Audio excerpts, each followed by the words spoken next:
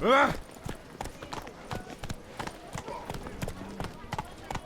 going to save with my hands. Watch your stones.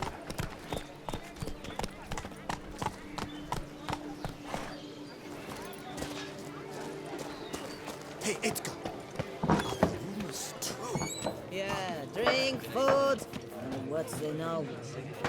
Welcome to my humble establishment. What land do you hail from? Been on the road so long, don't know how to answer that.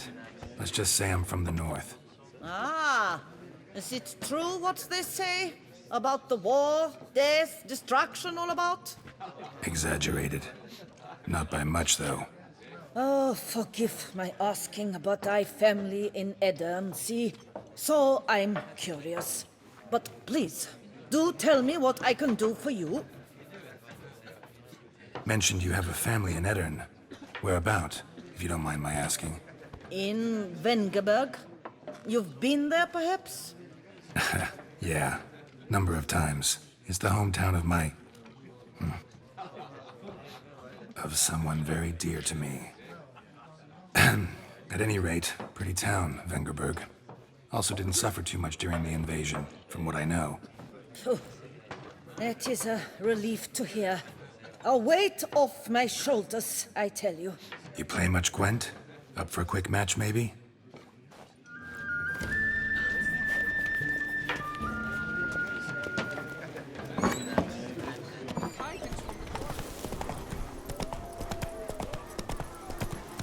Bar guests. Never a good omen. What? Lost the nerve?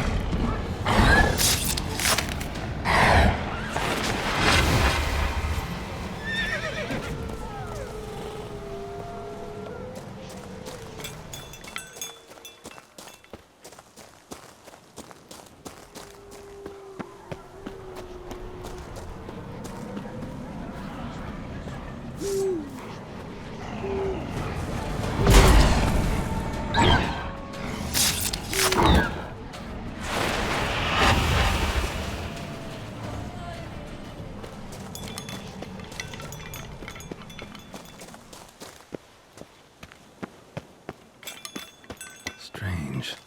Get a sense that the spoons are beating out some kind of rhythm. A message. Trying to tell me something.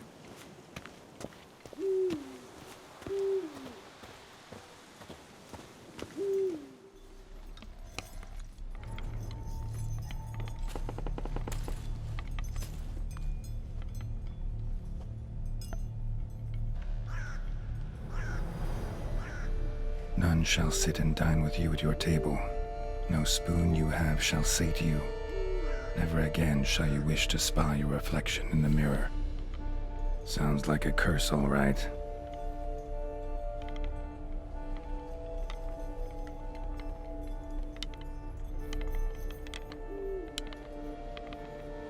Somebody's clearly obsessed. Regis mentioned the place might be cursed. Can't be a coincidence. Need to look around.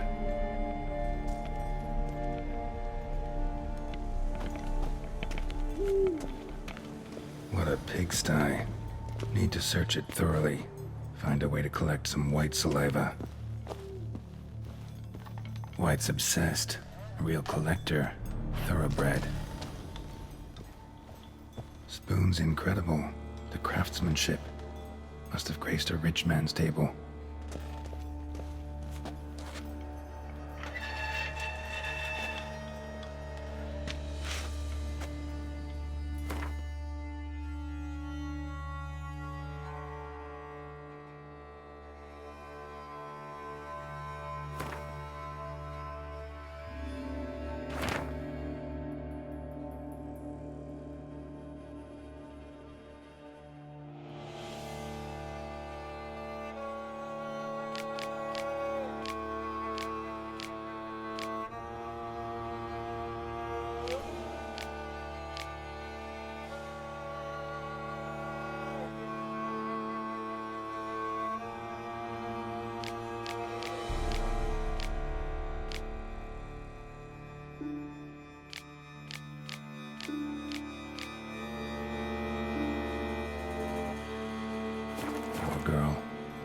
realized she was changing into a monster, recorded it in her diary.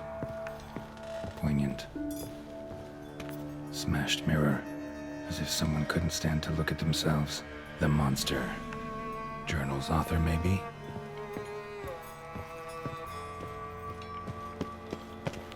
No spoon you have shall sate you. Whatever lives here treated that literally, still searching for the right spoon. A spoon key. Sophisticated crafting. Tag bears a description. White's a true collector. None shall sit and dine with you at your table. No spoon you have shall sate you. Never again shall you wish to spy your reflection in the mirror. Spoon. Pretty ordinary. Maybe a little old. Skeletons. Doubt they came here willingly. This have anything to do with the curse? None shall sit and dine with you at your table. It'd make sense. Broken neck, indentation in the skull's lateral surface, smacked in the head with something heavy. Right arm bit right off, teeth all knocked out. Somebody tried to force feed him. No claw or fang marks, probably choked to death.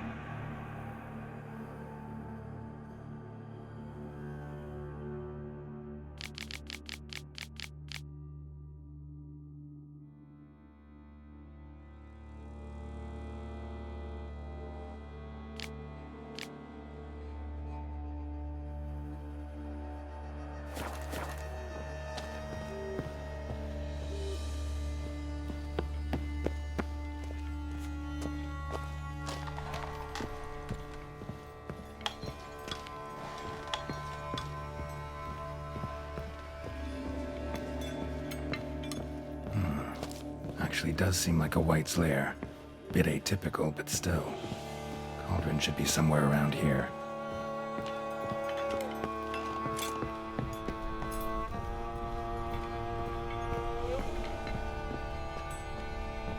Thousands of them here. White's been a collector for years.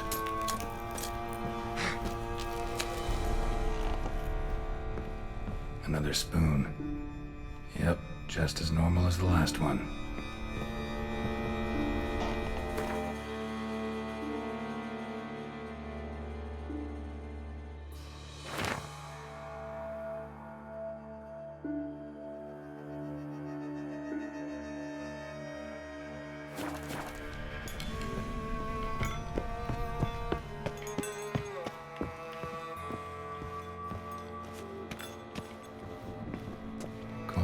Looking for. White's not particularly tidy.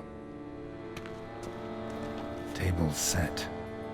White, who lives here, is getting ready for some sort of feast. White that lives here, definitely afflicted by a curse, and it's been trying desperately to lift it. Cauldron's empty, unfortunately. Regis needs some brew. Afraid he won't get that. No choice but to hide and wait for the saliva glands. And their bearer. Need a spot that'll let me observe the cauldron.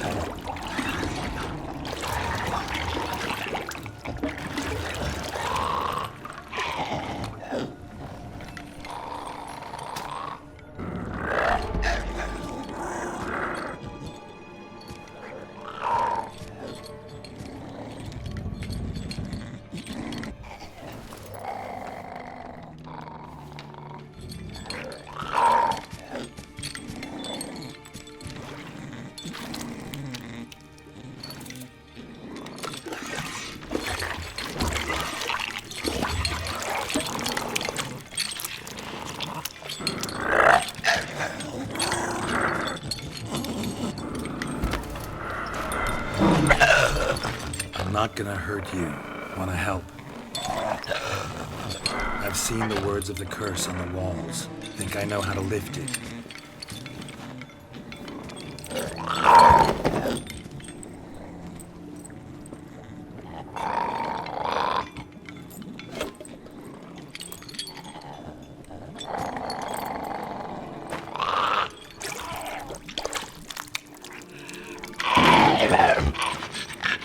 You tried to bring folk here, convince them to sit at the table with you, right?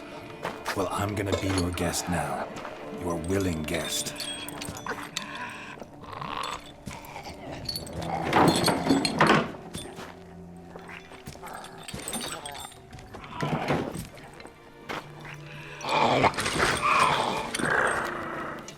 Just need a bit for Regis. And now we'll tend to you.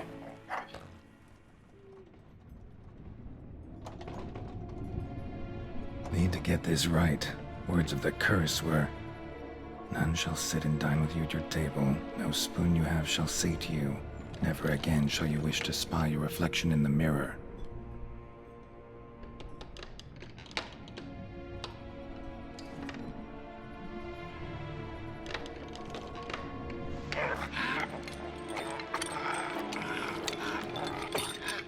We can't use spoons. No, that won't work. You've been looking for a spoon that would feed you, but there's no such spoon. We need to eat without spoons.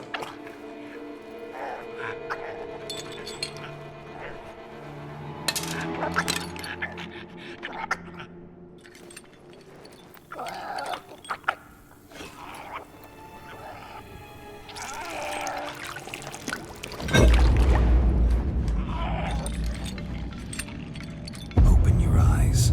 You need to see your likeness.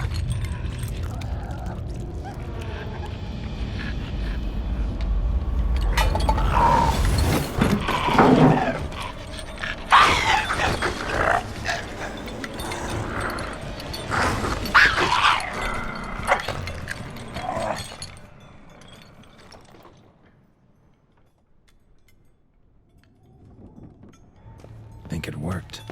Just not quite like I expected. Need to see what happened to the white. Won't be hard to find given its stench.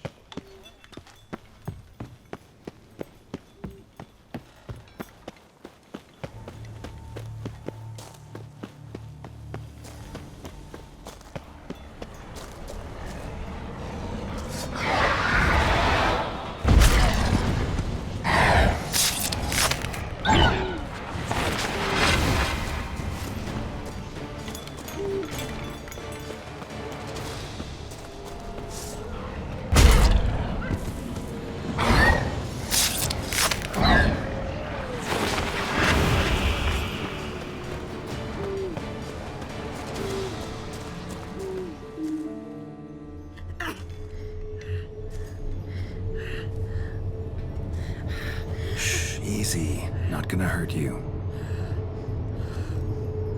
Eat. I must eat.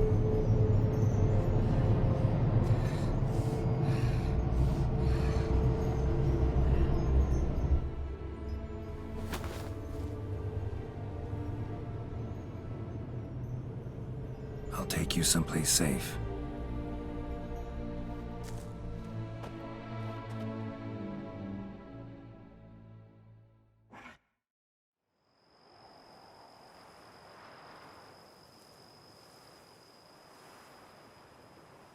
So I took her by the hand and led her here.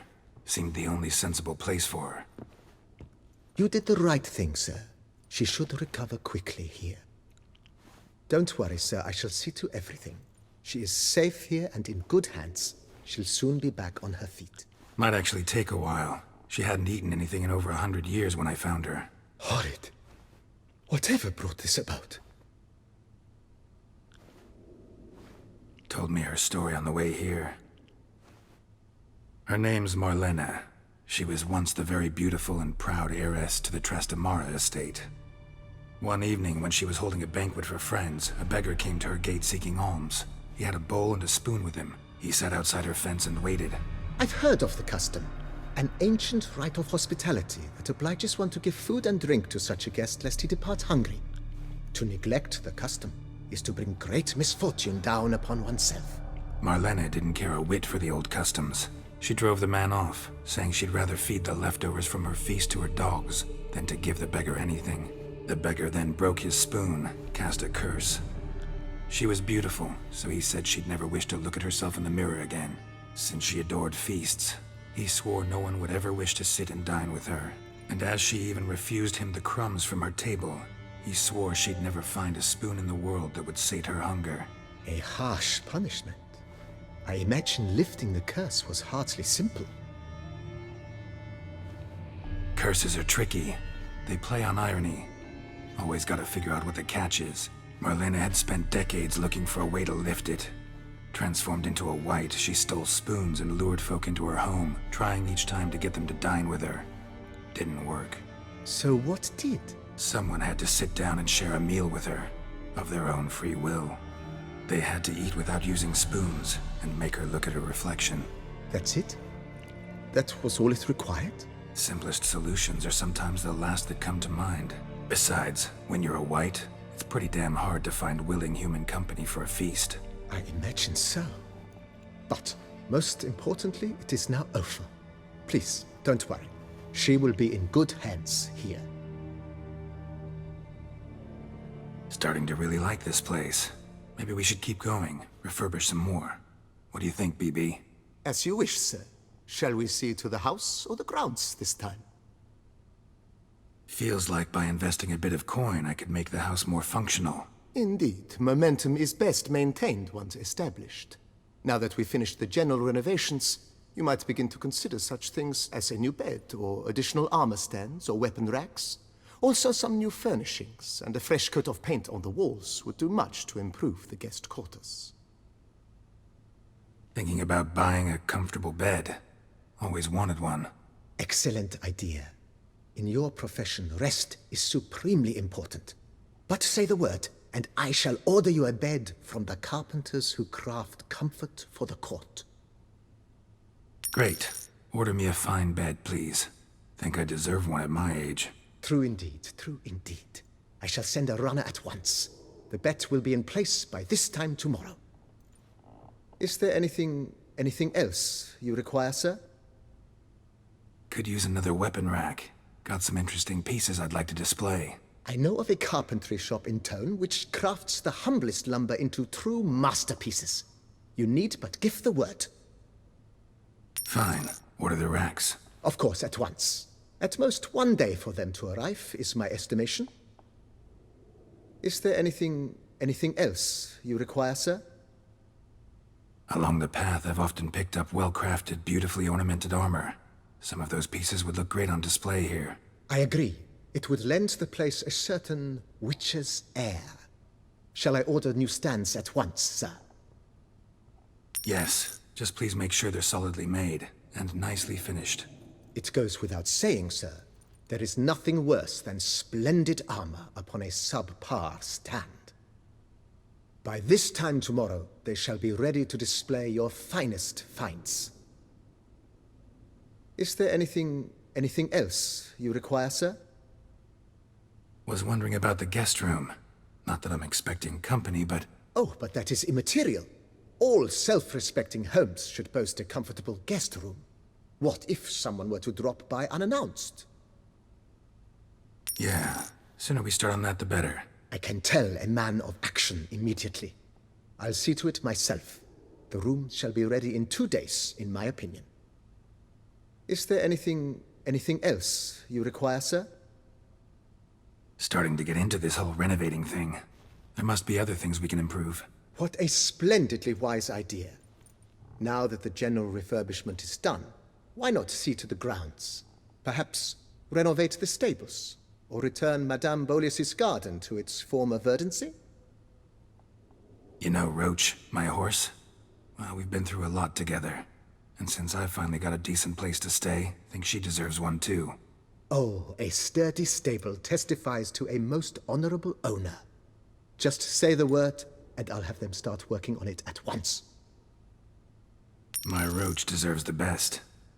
Have them refurbish the stables. I shall get to work at once. Yet finding workmen and completing construction takes time, though likely no more than 2 days. Will you be needing anything else, sir? So, sometimes I have to brew a potion, but I can't find the herbs I need growing anywhere nearby. Well, you're in luck, sir. The flower garden, once kept by Madame Nina, Monsieur Boleus's wife, seems the ideal place to cultivate herbs. In fact, it's roomy enough to plant shrubbery. Good idea, Barnabas Basil. Herbs there will save me hours of painstaking searching and harvesting. The idea is yours, sir. I am but the humble executor of your will. I believe we shall have sown the first seeds in 2 days' time. Will you be needing anything else, sir? Thanks. Gotta get back to my business now. See you soon.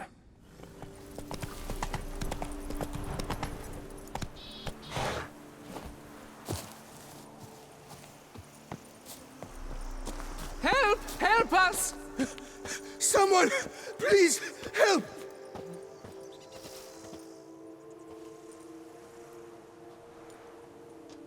What's this about?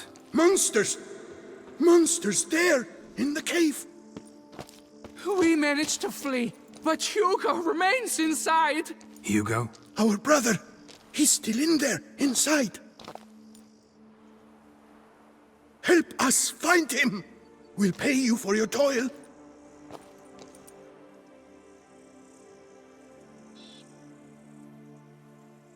You post that notice about an escort? Yes, we did. And not without cause, it seems. We waited some days, yet when none answered, we risked the expedition unaccompanied. Fools we were. We'd have done better to show patience. Wait. Poor Hugo. Left to an unknown fate. Noticed what attacked you? There was no time. We ran for the exit as soon as we felt the earth quiver. But Hugo, well, he went the other way. So, monsters crawl out of the ground? I suppose. In truth, I don't know. We just ran. Did not look back. Why do you even go in there? We lost our way. Mistake that cave for the high road? By the hair on my chinny chin chin, what difference does it make whether we went in for a stroll or to gather students? Hugo remains inside, in grave danger. That's what matters. Will you go in after him or not? Every second could be vital. Fine. I'll look for him. You two stay out here.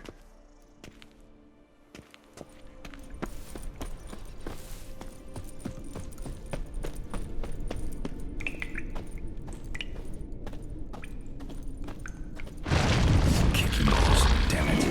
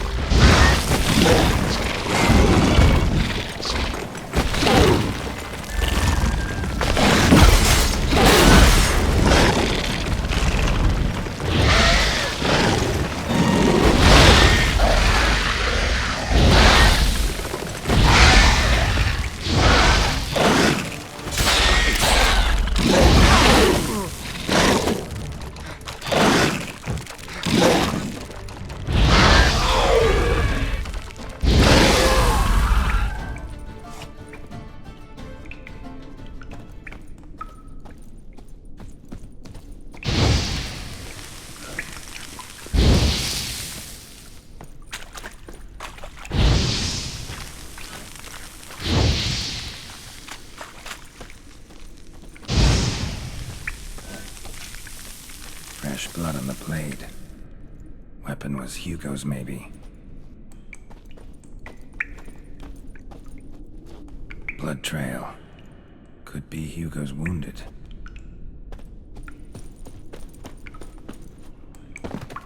Warm and damp. Kikimores prefer cooler environments. Probably why they keep their distance.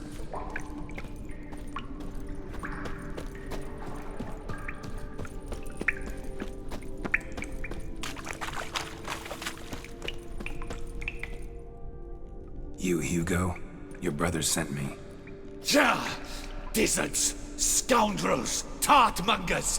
They attacked me, but I fended them off. Now, they sent a brigand to finish the job. What are you talking about? Ran into them outside, claimed monsters attacked. They ran, made it out, but you got stuck inside. They asked me to help you. Is that what they told you? The lying weasels. More trickery on their part, I'm certain. Whoa, slow down. What's this about? I'm Hugo Monard. My father, Victor Monard, you may have heard of. A cognac distiller he was, famed for it. Before he passed, my brothers and I would quarrel over who would inherit the family business. So father decided he would force us to work together. He broke his still down into its parts. 3 of them he hid, telling each of us the location of one. When my brothers learned my part, the last, was hidden in here, they decided they did not need me anymore. They decided to cut me out of the business, literally. We argued, fought. The noise must have woken the beasts. My brothers ran for the mouth, while I ran deeper in. What about the missing part? Find it? No, I know only that it's in this cave, likely at the bottom of a pool. I feel awkward to ask, but as I am wounded, would you be kind and retrieve it? Fine, I can do that. But you must know, I cannot pay you well. Figured as much. Start producing cognac, I'll come by for a discount. That I promise you. Wait here.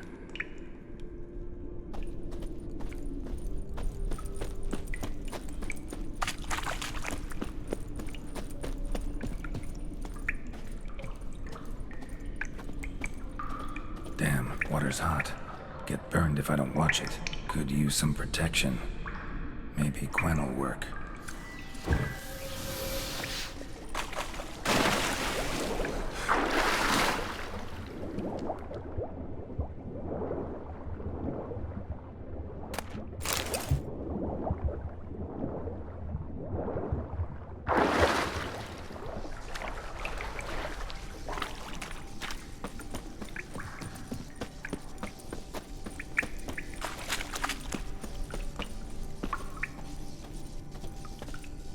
Found the missing part. Really hid that well, your father. Oh, that's fantastic. Your pay. It is not much, I know. But I promise you good prices. The best, once the tavern is open again. Hold you to that. Now let's go. Brothers are probably getting antsy.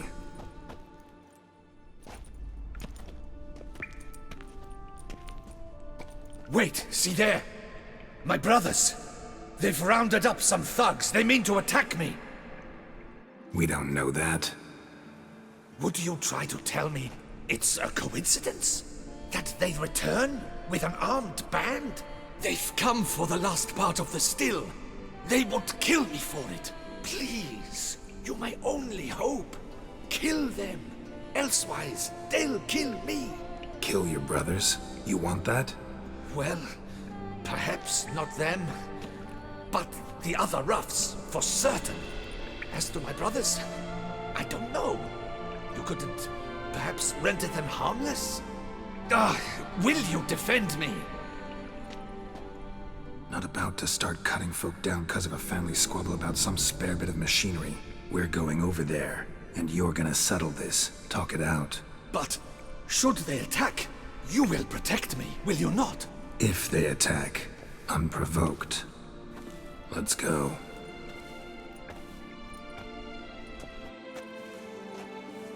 Hugo! Are you well? We were worried. Why do I doubt this? Listen, while you were in there, we realized this tiff is senseless, idiotic. You might have been harmed, gravely, and that's something we could never live down. Lucien is right. We must bury this hatchet, work together as father wished it. Claim to come in peace. But then who are these men? hunters who had made camp nearby. They spotted us and asked if we had no need for their aid. You went in, were gone a long time. With these men to help, we thought we might come to your rescue. All right, glad to see you've made up. Now I really need to get back to my own affairs. Naturally. Your payment. We thank you for your help. Should you ever find yourself near the Clever Clogs, you must stop in. Superb cognac. Some of the best. Will do. So long.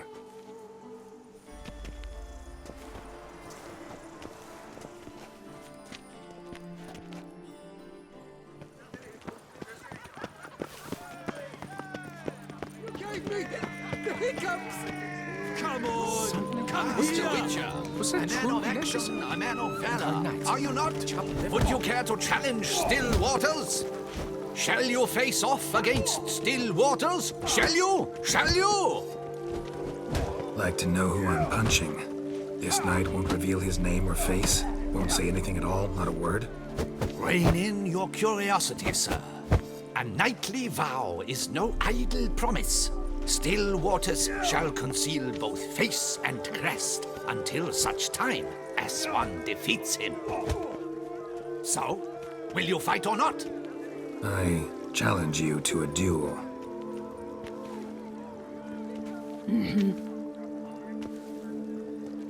Noble lords and virtuous ladies, another fight is soon to begin.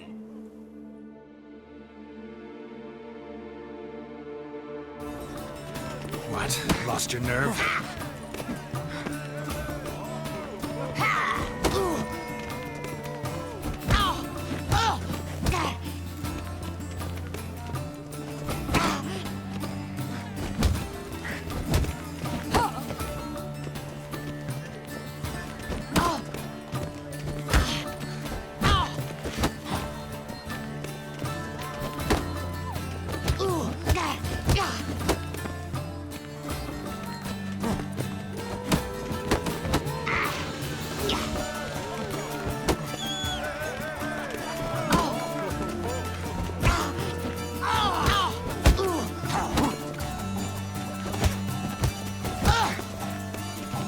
Come on!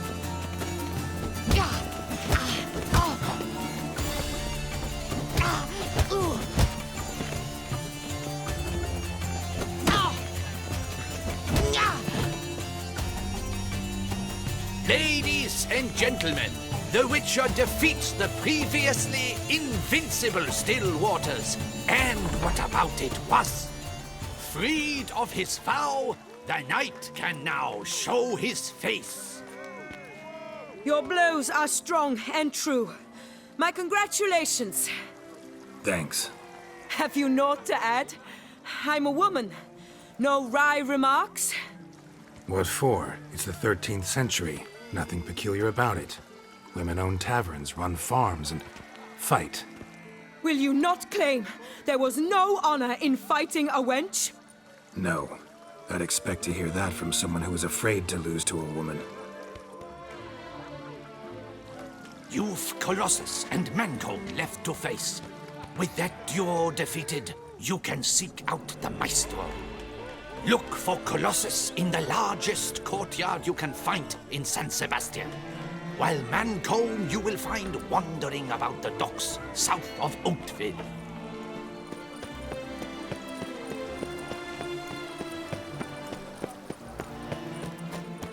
Help me, please.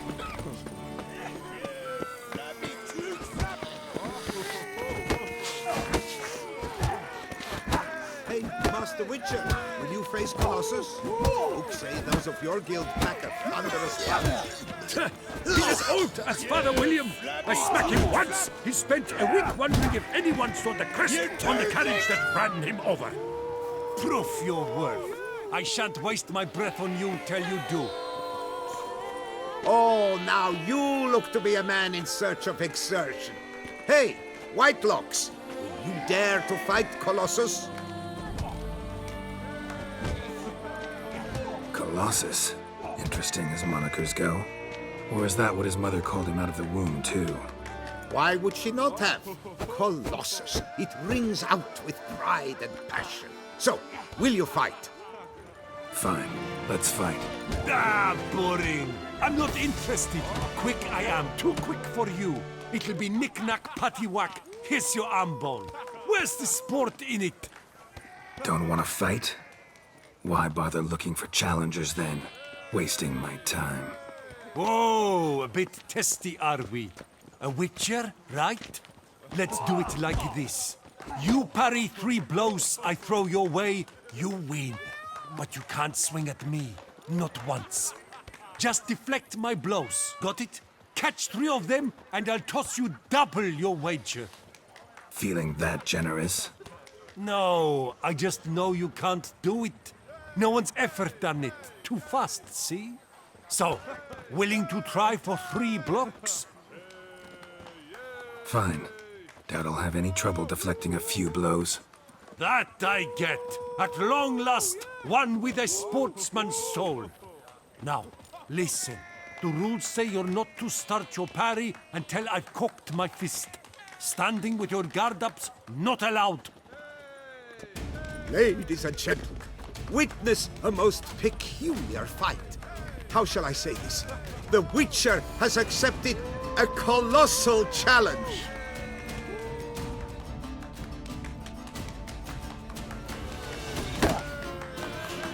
Block, you old goose! Too quick for you, huh? Ha! Incredible! The Witcher has parried Colossus's blows. No one's ever managed that feat. Here's your due. Thanks. Only Mancomb now stands between you and your duel with the Maestro. Look for him by the docks south of Hauteville.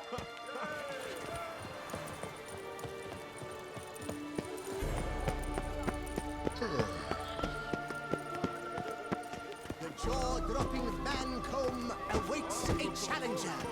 His tongue charge! as Take him devastating for a as ride! his fists. Slow now, let's His not do anything ripostes rash. bring grown men to tears. Who dares? Slow now, Who let's not do dares? anything Witcher, surely you've techniques you'd care to test and demonstrate. He looks like a nitwitted Nancy to me. If his tongue's as tight as I think, I'll knock him down with one blow. I just don't talk to mindless simpletons. Do you wish to jump in? Considering it. So you're not surprised. Consider this as well. Here, intellect counts as much as strength. You see, Mancomb is no ordinary fighter. Mancomb? First I've ever encountered that name.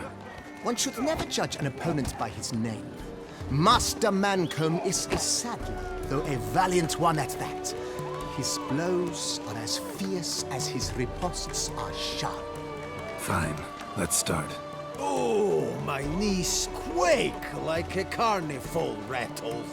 Let's get on with this ridiculous battle. I'm a top taunter, the best around, not one to be beaten by some inbred hound. Guess you know, since your mom's a bitch.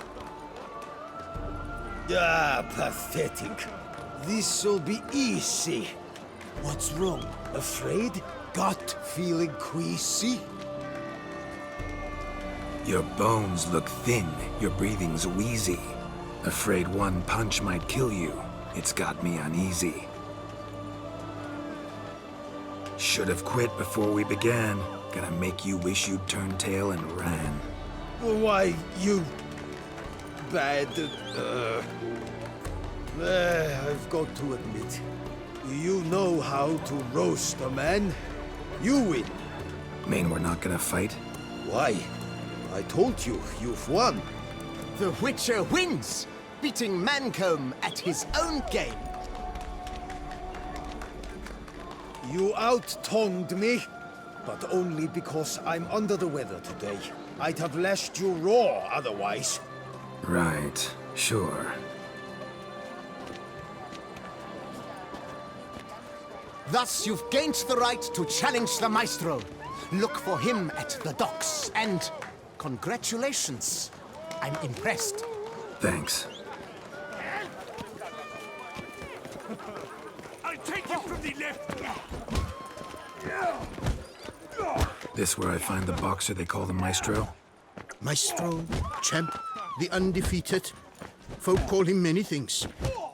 You are the Witcher who dropped the 3 lesser champions? I am.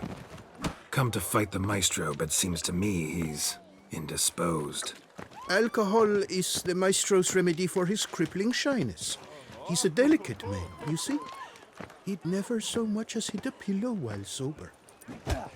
Fighting sober's like dancing to silence.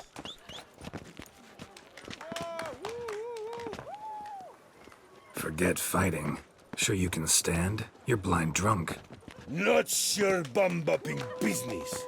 Ah, you cheat, you chat, while my vodka's gone flat. Will you fight, yay or nay? Let's go. I challenge you. Hold on. Whoa. I am a man of principle. I keep to a code. I don't tinkle where I eat, and I don't fight folk who don't drink. Meaning? Meaning you're to drink, or hey diddle diddle out of here. Sheesh. Fine. Mesdames, messieurs, the Maestro will perform at last.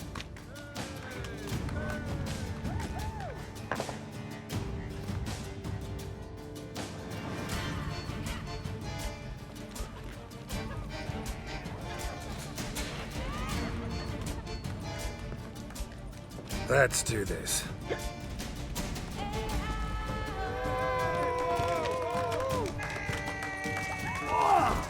When I chop you, you bum.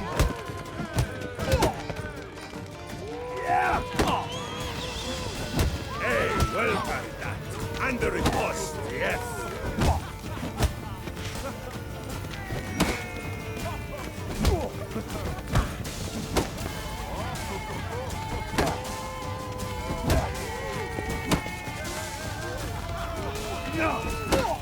When I chop you, you bumble.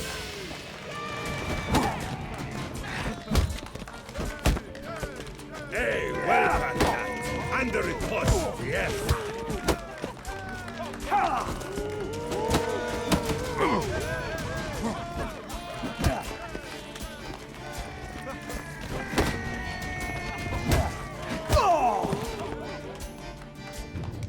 Ah, scum. You beat me. It's not happened in years. Your fists, they're glorious. Thanks. I'm gobsmacked, I am. I have to drink it off. Oh, good fight. To speak true, I'm pleased you stripped me of the title. I shall have more time to pursue my chief interest now. Witcher Geralt of Rivia is hereby crowned Fisticuffs champion of Beauclair. Bravo! Behold your trophy. A life without liquor's like loving without licking.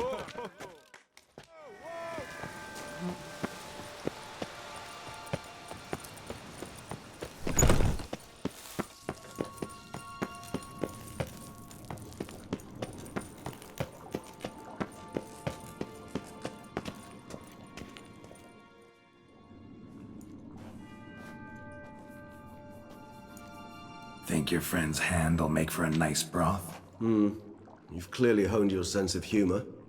But we are not cannibals, Geralt. I took a fragment of tissue from the hand. It will suffice to prepare some resonance. What did you do with the rest? I cremated it, as our codex commands. A raven told me you'd acquired the necessary ingredient. Send your spies after me? My watchers. Were something to go wrong, I could then arrive quickly to help. Managed fine alone, but thanks for the thought. Gonna need much longer to finish brewing resonance? Mentioned a last ingredient, too. What about that? That, I fear, might prove troublesome. You see, to use the concoction to summon the memories of one, the solution must contain the blood of another specimen of the same species.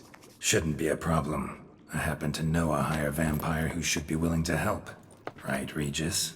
It's not that simple, I'm afraid. While you were away, I tried my damnedest to identify a replacement, but alas, none such exists. Not sure I understand what the problem is. Can't we just draw some of your blood? The blood must be in an agitated state. As I'm certain you know, higher vampires can change their corporeal shell.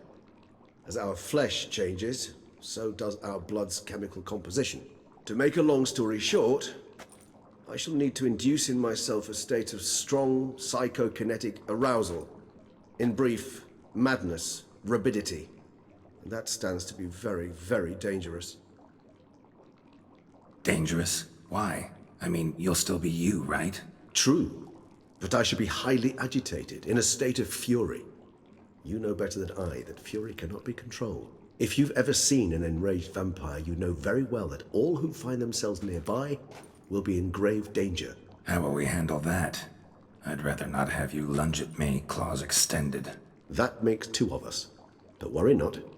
I've thought it through very thoroughly. Details to follow soon. All right, so what do you want to do? We shall visit Teshem Mudna, an ancient vampire estate. There we will find cages suspended in the air. I will enter one, be confined. You will lure beasts there. Beasts you will then kill. The bloodletting should prove profuse.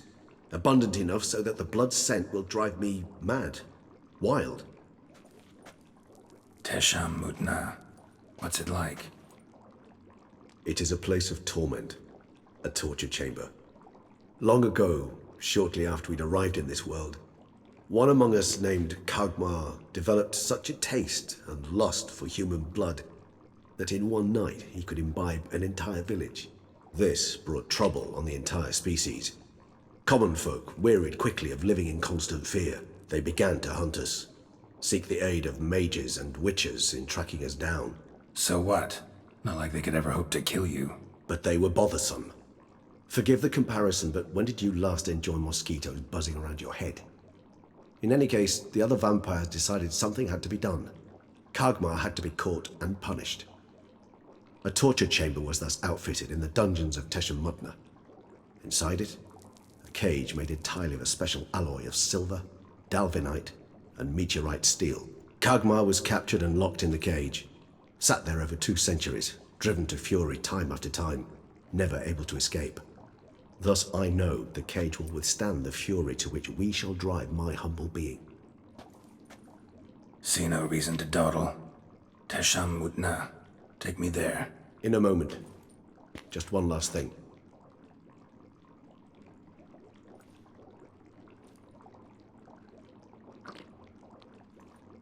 What was that? Blood. Oh, the last favor the Raven did me. I've also taken some Sancurium, a solution that sharpens one's sense of smell. One drop of blood shall smell like a gallon to me now.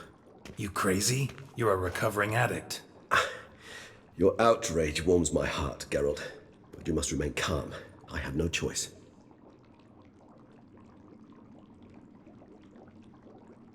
As things stand, the die is cast. High time we set off for Teshem Mudna. My head's spinning already, and you're starting to smell quite tasty. And you're starting to scare me.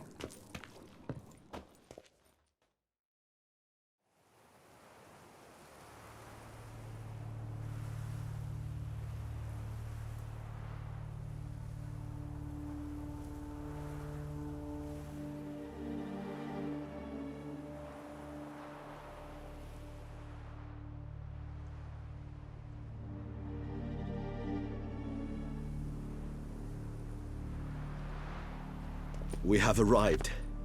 The sacrificial chamber of torture and torment lies underground. Sure you know what you're doing? I can only hope I do. Please, let's go. The longer we delay, the less control I shall have of my faculties. I'd really prefer not to hurt you. You lead.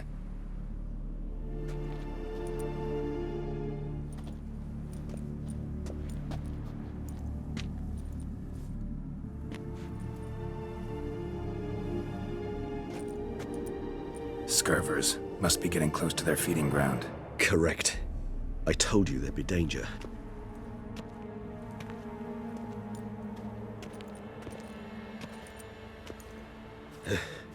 Beyond this wall lies an ancient vampire dungeon. Seen a lot of things in my time. Nothing quite like this, though. I feel honored. A man with such a wealth of experience, yet I'm about to show him something new. Now, to open it.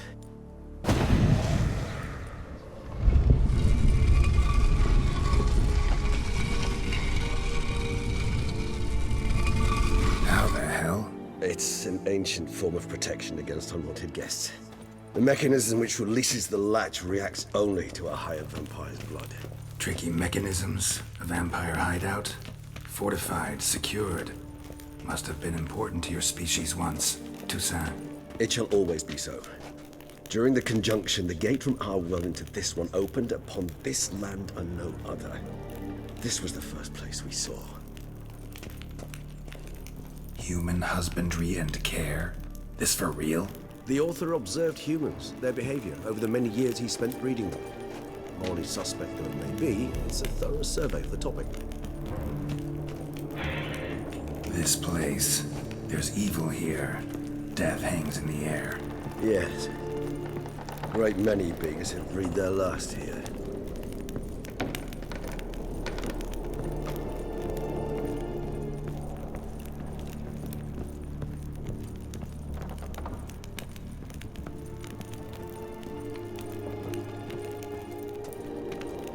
Glyphs are carved into the rock. Coated with blood used to be.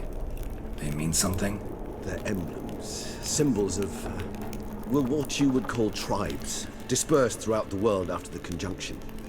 My ancestors placed them here to remind us all where we came from. Seems your kind assembled a peculiar little library.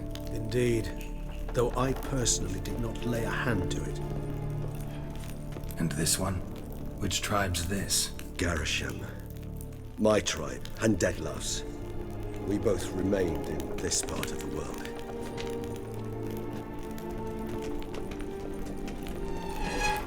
Cells? Who for? Disgraceful. Excruciatingly so, this particular page from our history. I'd rather not summon the demons of the past if it's all right with you. What's this symbol mean? It's the symbol of the dead. Those who went east, beyond the Blue Mountains.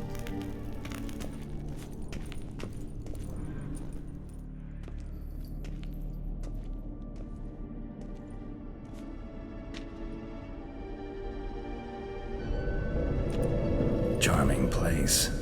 But what are all those cages for? Mentioned one vampire being kept here. Yes, well, you see, humanitarians is something my ancestors were not.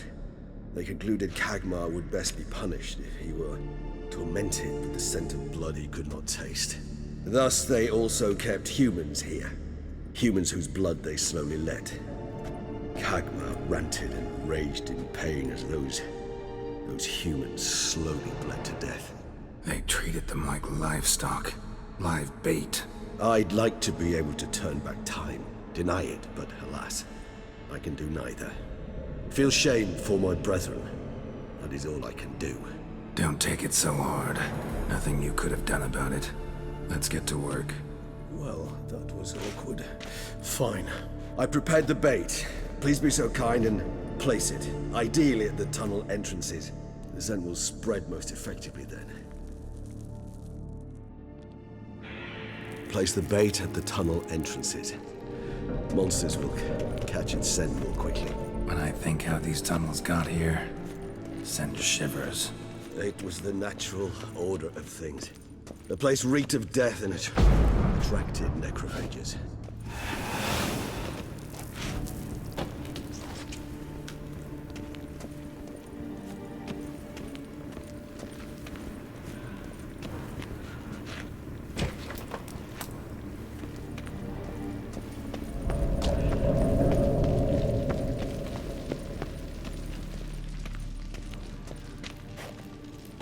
3 done.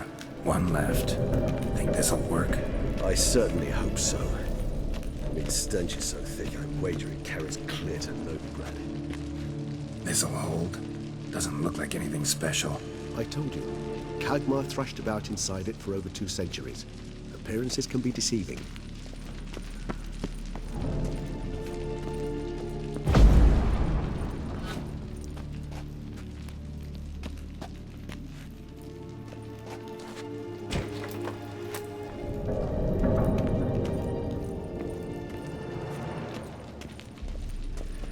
Bait set. What now? I shall enter the cage.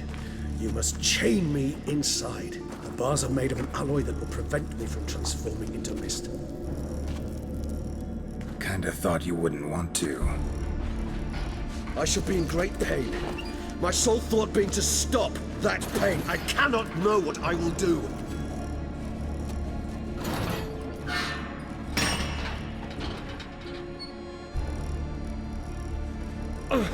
We must hurry. The beasts have caught the scent also my head. I started spinning. That the blood? Someone who's never experienced a vampire's bloodlust does not know the true meaning of thirst.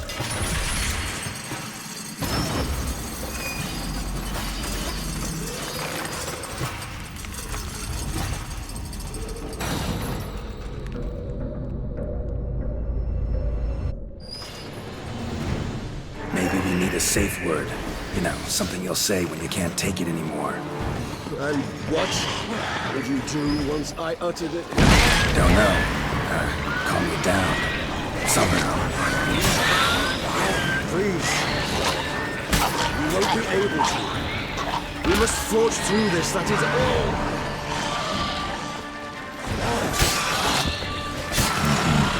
Jesus, smell the blood.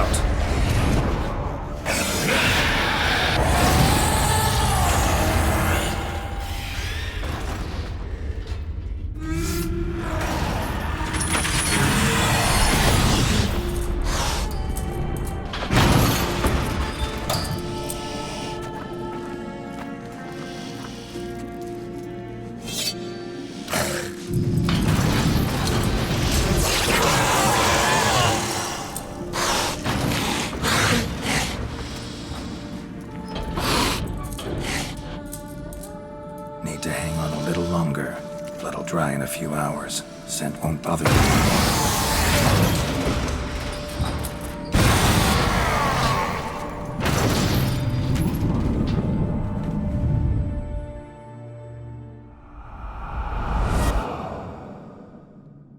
Get you out of here. The concoction.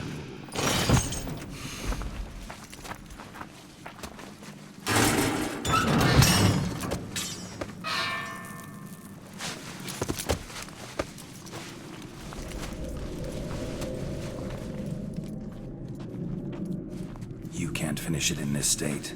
Tell me how. I'll help you.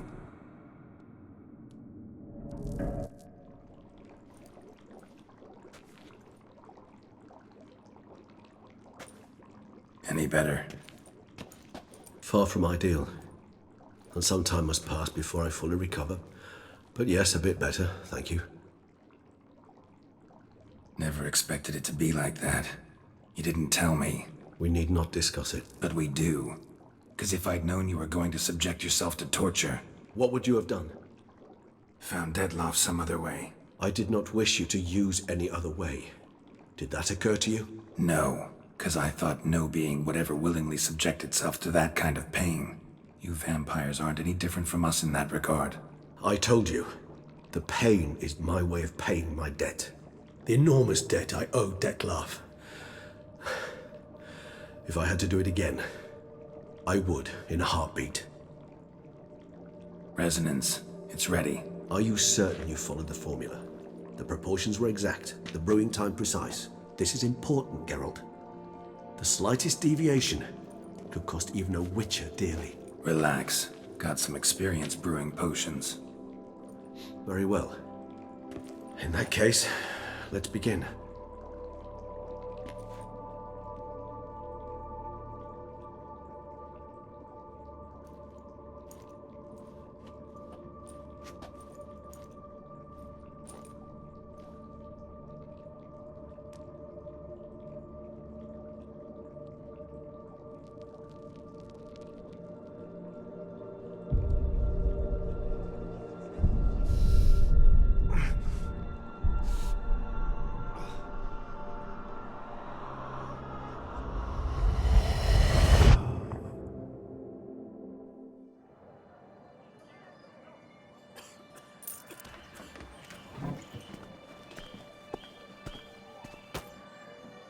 Excuse me.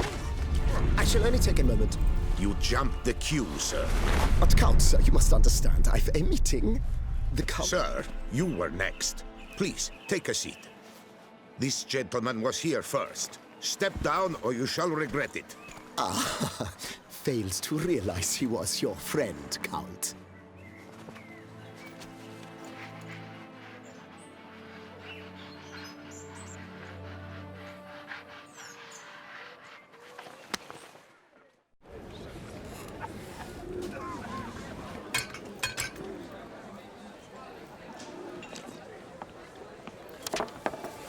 It was then I ordered him to give up his seat and step off the stand. If only you'd seen his face. We got him good, didn't we, Dettlaff?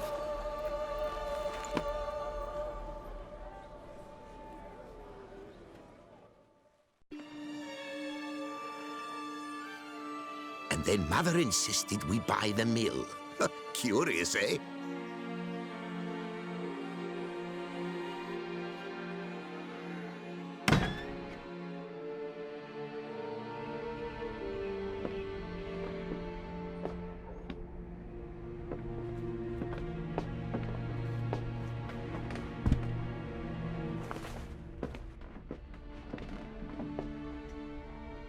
But at least I've a yarn to spin for friends and associates. Forgive me. What?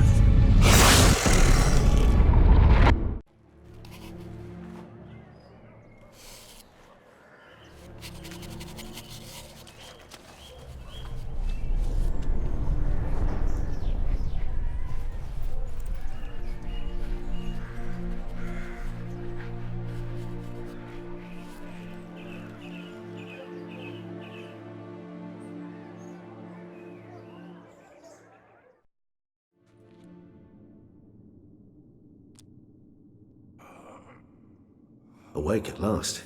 You ride like a squirrel caught in a snare. I'd begun to fear they were death throes, that you'd departed. Sure wasn't pleasant, but it worked. What did you see? Delacroix. His death did not come easy. Seems Dettlaff had made friends with him, still killed him, and chopped up his corpse. And he was overcome with fury, remorse, cut off the hand that had committed the murder. Interesting. And entirely unlike the Dettlaff I know. See anything else? Saw a moment. Delacroix did something selfless. Was kind to Dettlaff. Guess it could have been the start of their friendship. Why the uncertainty? Nothing extraordinary about it.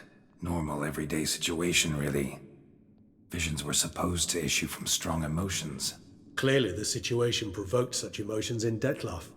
Keep in mind, he did later murder Delacroix. Killing someone who's grown dear to us, it's bound to elicit strong emotion. Vampires are no different in that regard. Did you see anything else?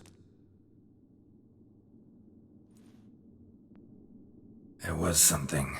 Showed up twice in the vision. A bootblack stand.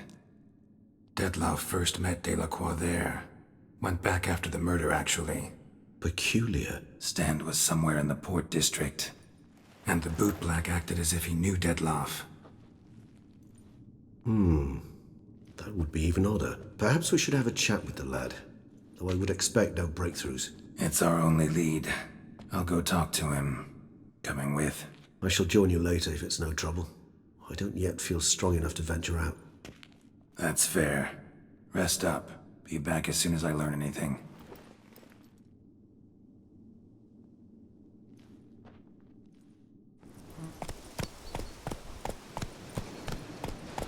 I just hope no one sees us. Calm down. But if they do, see us with all this flour. What of it? Is flour a banned substance these days?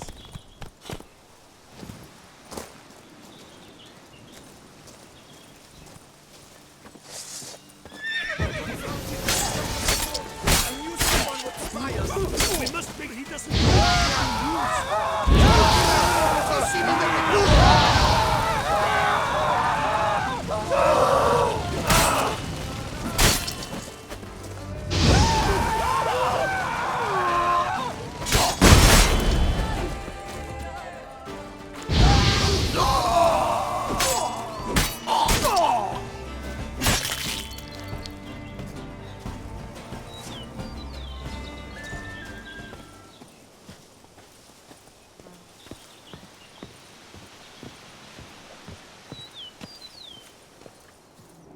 Footprints lead upstairs.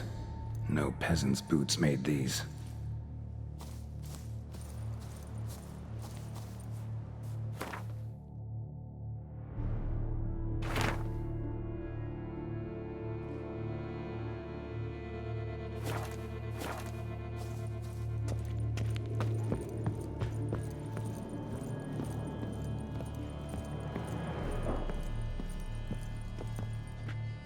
Blood. Lots of it. Not all human either.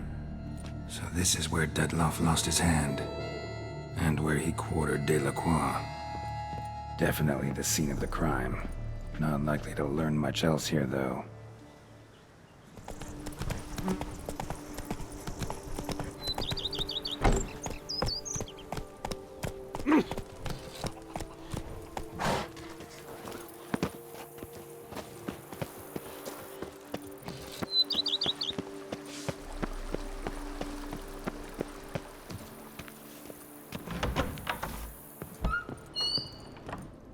I do not know how I will ever repay you, Witcher. Don't expect to be paid. Hope you're feeling better, that's all. Oh, yes, I feel my strength returning thanks chiefly to Barnabas Basil's care. Horrible ordeal you endured. Glad I cut it short. Yes, years of suffering. Do you know what was worse than the hunger? Watching my loved ones, my children grow old and die. All my family's long gone now. The last of my kin perished decades past. I fear I've nowhere to go. This is a big house, big estate. You can stay here. Truly? I could never infringe so on your hospitality. Yet, Yeah? after all I've suffered, the years of starvation, I've but one dream. At last to prepare food that fortifies, nourishes, to delight in the tastes and smells of spices. to sit at one table with others and eat. Don't see a problem if that's your dream. You could help Barnabas Basil in the kitchen. Eating his meals. You know he's not a culinary virtuoso. Nothing could make me happier. Thank you. No, thank you. House could use a woman's touch. I've one other thing I'd like to tell you. Many years ago, my father assembled valuables for my dowry. I never wed, so they remained unclaimed. These baubles are no use to me now, but to you, well, perhaps let them be a token of my gratitude. If you wish to find them, you must go to my old home, to Trastamara. The dowry lies hidden in a barrel in the cellar. There are several barrels. You must give each a knock until you find the right one. Do just that. Thanks. See you later. Take care, Witcher. And remember, you always have warm food awaiting your return.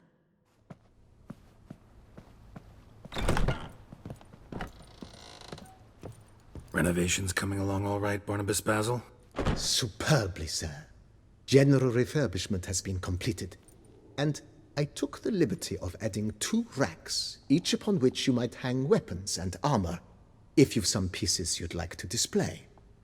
Likewise, I have prepared a few spots in which new paintings might be hung. In other news, the laborers dusting out the cellar have made a most unusual discovery. I believe it's something you'll wish to see. If you say I should see it, I'll go see it right now, BB.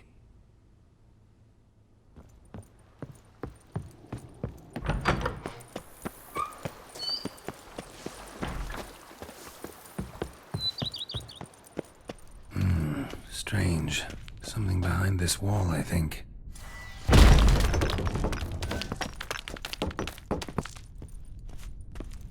A laboratory. Must have been an alchemist at one time.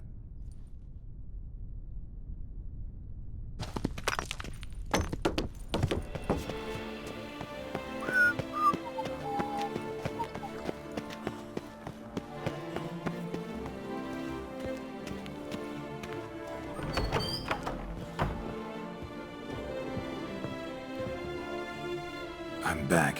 Shh, shh. Not so loud. You'll wake her. She'll want another go. Wake who? Rosalinda? Louisa, her cousin. She's voracious. Got an inexhaustible appetite. But I'm tapped out. What's it matter that the spirit is willing when the flesh is simply spent? My heart near leapt out of my chest last time. Here, you must take the testes, and Lebioda grant you strength, as I dare say you will need it.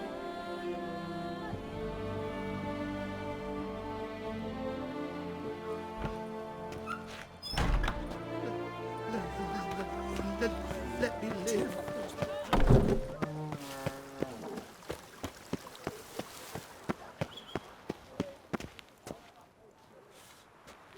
Well, have you recovered Reginald's family jewels? Yep, got them back. Lepioda's luscious lips, it's them! It's really them! I hope this modest reward nonetheless conveys the extent of my gratitude. And look in on us tomorrow for the grand reopening. You shall stroke Reginald at no charge on the house. Master Witcher, spare me a wee moment. What is it? Got your coin, sir. And a wee gift to thank you for the trust you showed. This blade's the Reckoner. It saved my arse a fair number of times.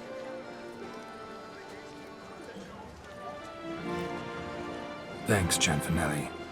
We'll call it even. One last thing. I'd like to apologize for the whole mingin' kerfuffle.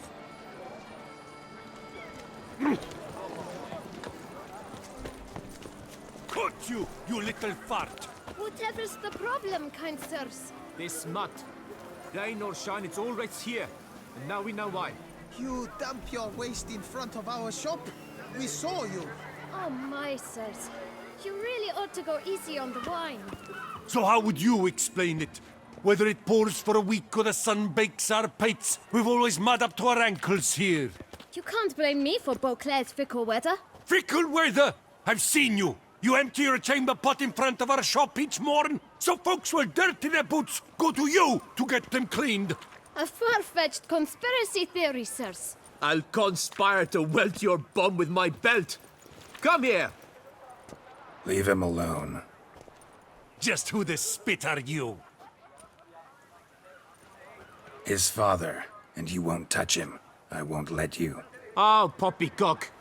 I knew his father. A grifter, a cheat, just like his brood. I'll teach him honesty. He'll not leave muck at our shop door just to draw patrons to his own stall! So back away, drifter. Not gonna happen. Won't it? Well, then we'll thrash you as well. Which is all the same to me. Did I get a piece of you, Grey Groin? We'll break your legs! Circle him! Teach you to help scofflaws and cheats!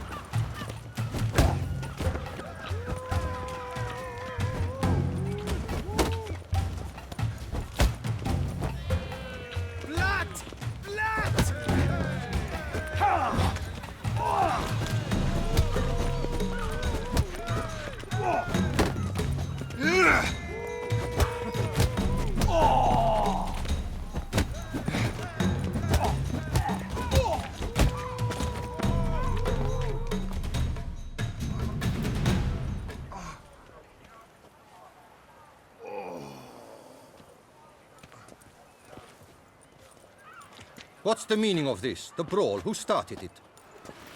I'm investigating the beast, on the Duchess's orders. Ah, yes. We've heard of you. And these men, what are they doing? Nothing really. Had a little misunderstanding. Figured it out, though. Uh-huh, I see. As the Duchess's protege, you may go. But this lot, that's another matter. You'll come with us. Some time in a cell ought to scare the dimwits out of you. Come on.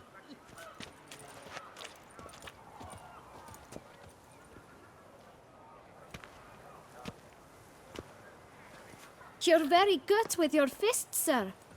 Wouldn't be looking for work, would you? We'd make a fine duo. Yeah? How you imagine that working? Splendidly. That's how. I suggest a partnership, where I see to the boots while you stand guard. And as you're the stronger, come morn you take the chamber pot out and help me make mud. Bit about the mud's true? They were right to want to box your ears.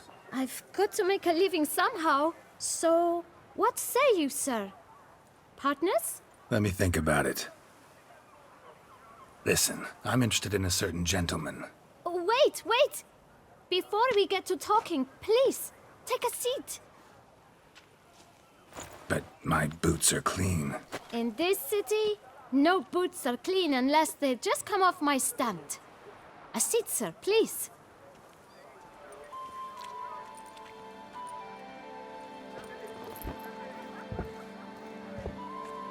So then, who was it you wanted to ask about? One of your patrons. Tall, elegant black frock. Not from around here. An arrival?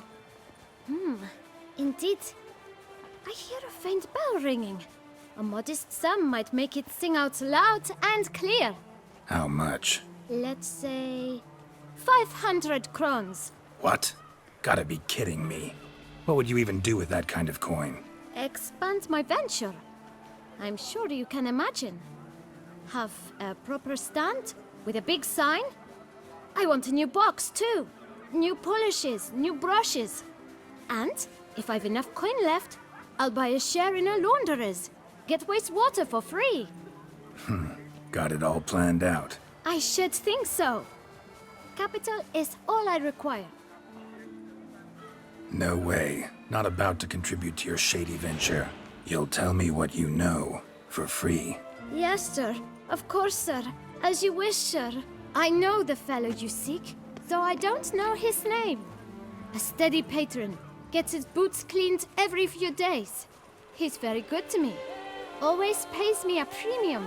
Know where I might find him? No, but you could wait here. Perhaps he'll stop by. Don't have the time for that. Sure you don't know where to find him? Or maybe notice which direction he came from? When I clean boots, sir, I do not look up to see where folk come from. I clean. It seems you're having a rough go of it. Oh, you're here. Feeling better? I am, thank you. The local necropolis. The air does wonders for me. Now, if I might intercede, I dare say I've the right question to ask. Young man, you see this vial? One drop added to your boot polish will help you wipe even the most encrusted boot clean as the dome of St. Lebioda's Cathedral. With it, you will serve 3 times as many patrons at a fraction of the effort, and piles more coin. I'm prepared to give you this vial if you tell me where the man we seek lives. But you won't hurt him, will you? The gentleman's art true, but he's kind. In point of fact, he's a friend. Yet we had a falling out of sorts and would like to straighten matters out. I leave his boots at the door of a house near the port. The door is red, but I do not know if the gentleman lives there. Worth checking. Might happen on a lead. Would you let me scrape the dirt off your kickers before you go? With all due respect, sirs, your boots could stand a cleaning. Thank you. Perhaps later.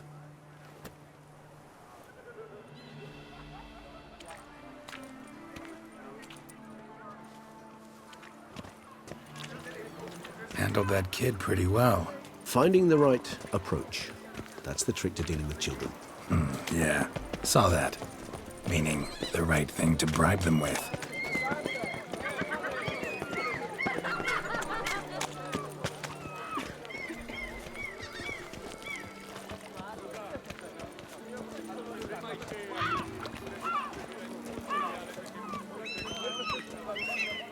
Red door. One the bootblack mentioned.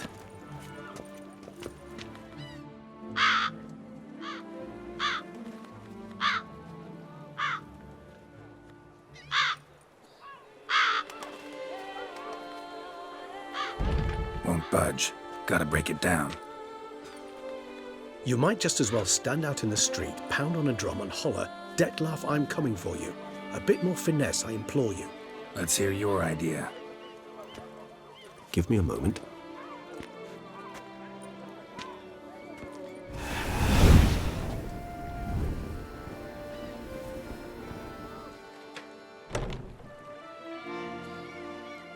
Nice. Ever consider becoming a burglar? Skill like that'd come in awful handy. I considered it briefly, but ultimately concluded it would be terribly dull. Come.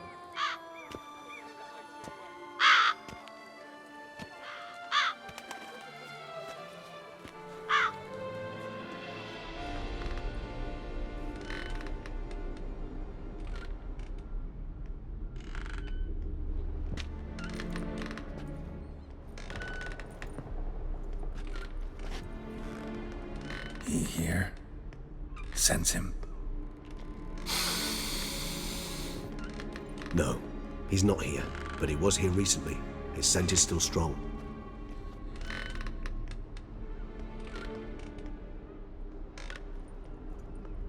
Let's look around.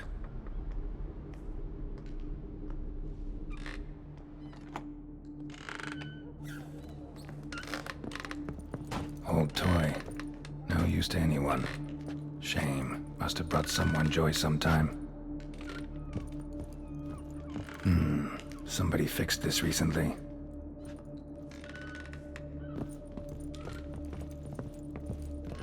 No dust mark. Somebody moved this here recently. Nice little trinket. I find these puppets rather disturbing. Sometimes I think I might end up like one of these toys.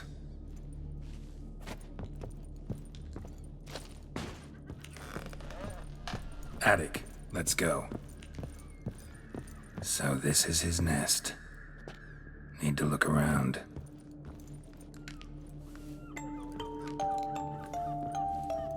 Nice tune. Indeed. I'm not certain why, but it reminds me of home. Our true home from before the conjunction of spheres.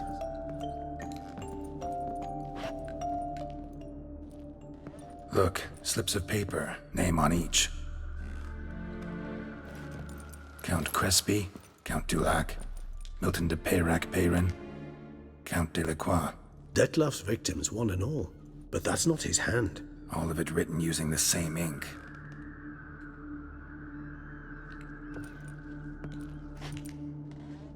See the color? Ink was dyed with cinnabarite. Rare mineral, pretty much found only in... Nazaire. But I fear it means very little.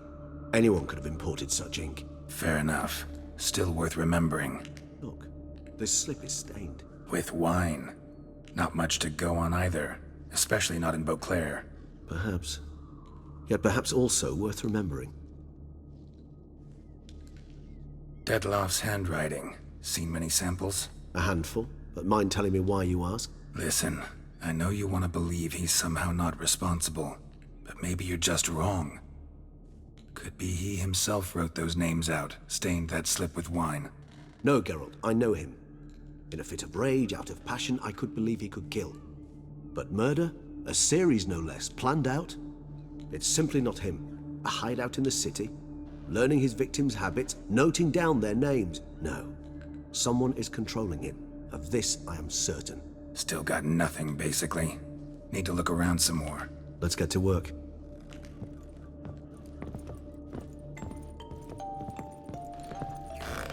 Woman's likeness. Bit smudged. Is his lover? I don't rightly know. Reminds me of someone. Who? Not sure. Can't help feeling I've seen that face before, though.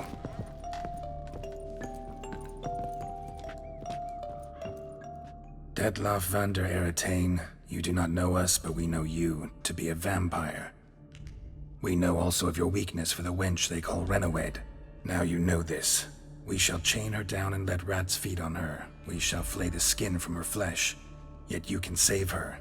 You need but travel to Beauclair, where you shall slay 5 men in the manner we prescribe. You must complete the killing in 3 days. Fail, and the next letter you receive will contain a memento of your failure. Your beloved's finger. There you have it. Proof positive Dettlaff killed not of his own accord. A blackmailer sunk his claws into him. Any idea what it could be? Dettlaff have any enemies? Indeed. Dettlaff gains foes occasionally, but they never live long. One might have managed to evade him. Possible in theory, but I know of none. It would have to be someone devilishly dangerous. As you well know, having faced Dettlaff yourself. Whoever it is someone new. Who's Renawed? His one-time lover. The sole human woman with whom he was very close. Because she accepted him. With her aid and care, he found a place for himself in this hostile world. She began the work that I strive to continue. Ever meet her? Never had the pleasure, alas. She deserted him a time before he came around to save me, though he always claimed she'd gone missing. Why do you think that? Any signs or clues to that effect? None to be found. Apparently she disappeared one day. Her belongings disappeared with her. Not a scenario one associates with kidnapping. In my humble opinion, she left on her own. Scared off perhaps by a bout of Dettlaff's rage that revealed his other, more monstrous side. Dettlaff have trouble letting go, accepting that she'd left him? Is that so hard to believe? Do you know no humans who've struggled with just such a thing? And Dettlaff is so much more emotional than most humans. Not only was she his beloved, his lover, his mate, she was a member of his pack. And one never leaves one's pack voluntarily. Dettlaff ever try to find her? I mean, if she was that important. Higher vampires have their ways, all kinds. Should have been easy as pie for him. Geralt, as you rightly noted, we are vampires, not miracle workers. He searched for months on end before giving up. Clearly Renawed knew him all too well. Enough to cover her tracks, leave no way for him to find her. Even if Renawed did abandon him that time, looks like someone's actually kidnapped her this time. Hard to argue with that. And hard to foresee what he's prepared to do to free her, get her back. He's prepared to kill, that's clear. As would you be for Yennefer. He kills for he cares for her deeply. And that blood, those individuals, they mean nothing to him. Yeah, I get it now. He's out to rescue a female from his pack. Exactly. Blackmailer. Kinda curious who it could be.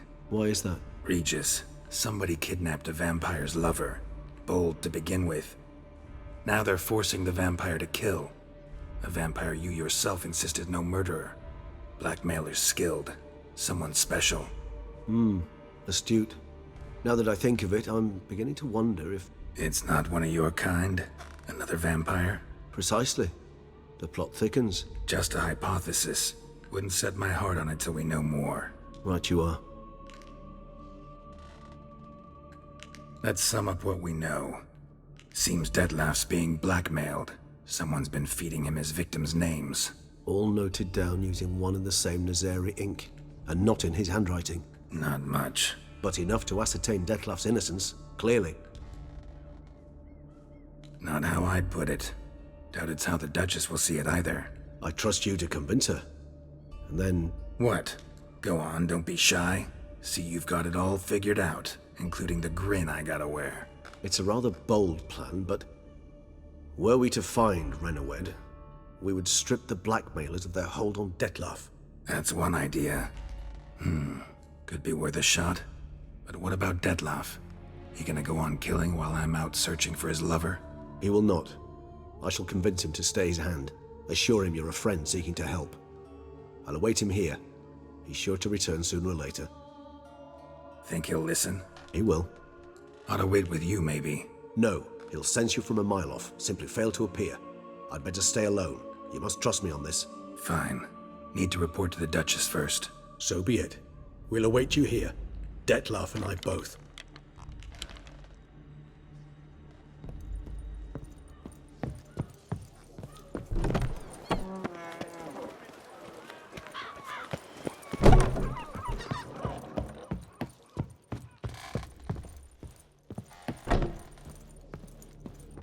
Geralt, I'd never wish to give the impression I do not enjoy your company. The truth is quite the opposite, in fact. However... Yeah, I know. Dettlaff's not likely to show up as long as I'm here. But 5 minutes won't hurt, will it? I suppose not. I was wrong to press you to go. You wish to ask something? Just wondering, what if Dettlaff doesn't show? He'll show. Tell me, how's this work? When I need a short answer, concise, quick, you're likely to give me a scholarly lecture. But when I could use some details, elaboration, all I get is a few grunts. What's that about? Allow me to explain. When speaking of facts, tangible matters, I do indeed strive to express myself precisely and at length. However, when our discussions center on affairs of the intuition or things vampiric, my utterances are indeed towards the taciturn. For even the longest discourse would not allow me to explain to my interlocutor any issue of this purview satisfactorily. Therefore, I repeat, Dettlaff will show, sooner or later. Been meaning to ask you, how do you and Dettlaff meet? A somewhat uncomfortable subject. I'm all ears and I got time. As you well know, during my teething years I had a spell during which I abused blood. Among vampiric youth I was, all false modesty aside, rather popular. I ran with the plasma crowd. I made a great many acquaintances, one of whom was Dettlaff. But our paths soon diverged. You see, our band had an appetite for chasing youthful capers. Blood-guzzling contests, that sort of thing. Let's turn into bats and terrify the ladies. Dettlaff thought it all foolish. He was right, of course. Though I only came to understand this later. Sorry, just can't imagine you as a young vampire rabble-rouser, renegade, punk. You know of our exceedingly long lifespans. They allow us plenty of time to change. I, for one, thank the gods for that. Take care, Regis.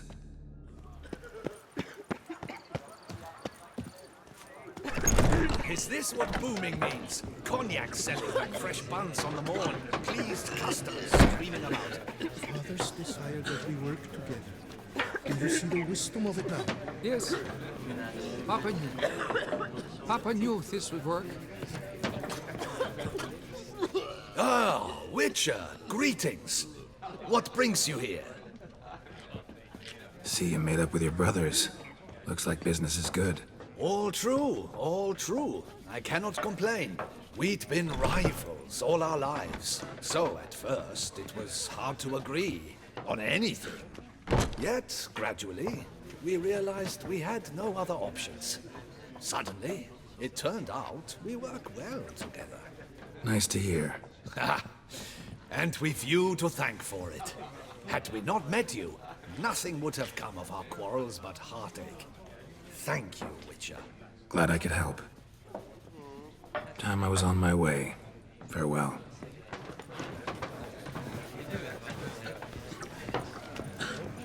Arr!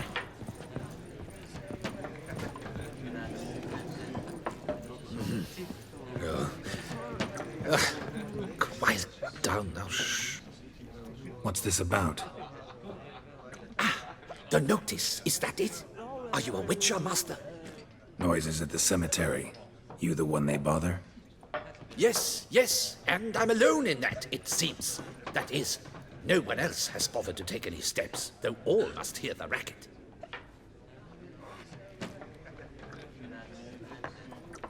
I took the matter up with the Ducal Guard. They claim they found nothing, but I'm not sure they even bothered to look. What's left for me to do? Should I sniff about the cemetery myself? The noises, they pretty regular? Each night. I live next door. I hear it loud and clear, as if through a horn someone had stuck in my ear. Ah! Hawk! Ooh! Firk! And then whack! Thud! As if another bear slammed pate first into a cupboard.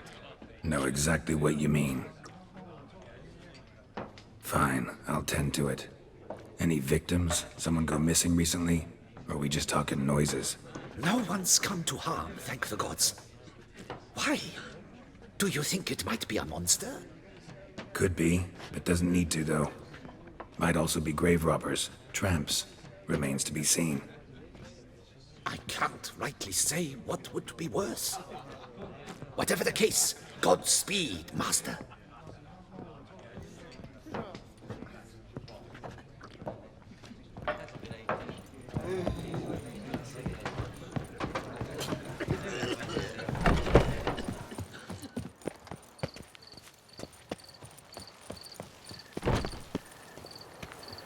Loud enough to wake the dead.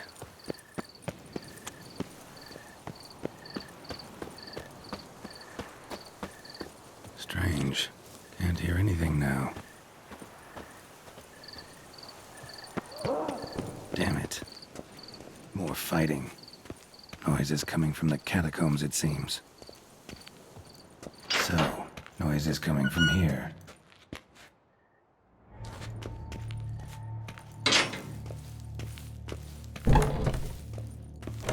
Not a soul.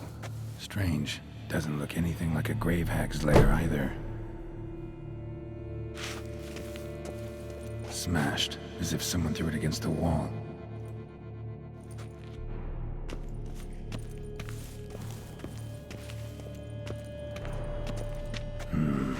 Gold. Can't be grave robbers. None worth their salt would have left this. Pretty fresh. Funeral wasn't too long ago. Louis de Corentin. Died on the day of St. Zoetham's remembrance. Noises started right around then.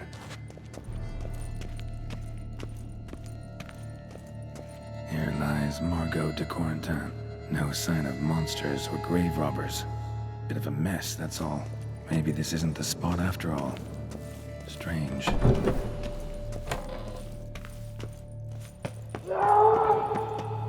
Noise is clearly coming from that tomb.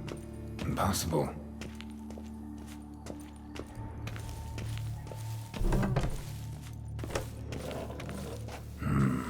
Something's not right. Need to hide, see how things play out.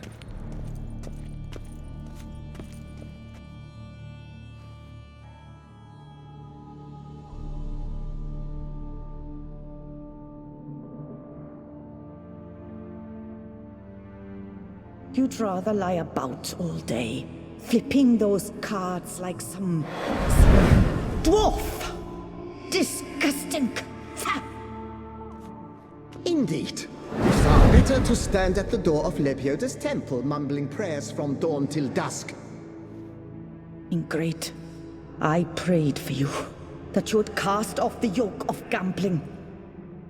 Fine job you did of it. Seems the gods had also heard enough of your cackling. And you? Why are you here? This is a private conversation. Mind keeping it down? Neighbors are complaining. Neighbors? Everyone here is dead. I know not your name, but you must help me. I refuse to spend eternity at the side of this heathen. Remove him from my crypt at once! Slow down. What's the problem? This is my crypt, and this saintly shrew harangues me even in death. An eternity of nagging, the misery! I was blind and a fool to marry him. He's a slave to the cards, prepared to wager his own child on a round of Gwent. Once, damn it, and as a jest! How many times must I explain? And who sank our fortune into some silly statue of Lebioda? Piety. That was my cause. The prophet immortalized would have transformed this land of blasphemy and betting. How was I to know it was all a fraud? Because I warned you some 500 times! Quiet! Shut up, both of you! Who does the crypt belong to, rightfully? Must you ask? It's mine. My family's. The de Corentins. Are you illiterate? True. But my dowry served to repurchase it from those you owed. Look, if there's to be peace and quiet here, one of you's gotta go. Need to move one of you out. Yes. Take him. Please. Do so. And I shall tell you where I hid his lucky Gwent cards.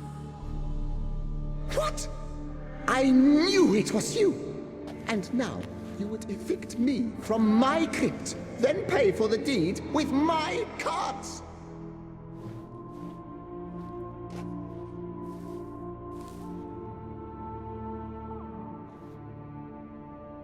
Blast it all! Had I those very cards at the tournament in Belhaven, I'd still be alive. It's your fault, you pox incarnate, that they stabbed me to death. They murdered you for your debts. I had nothing to do with it. Come, I heed this good book-thumping wench. Mind, I know well where she hid those cards. I'll tell you myself, as soon as you've removed her.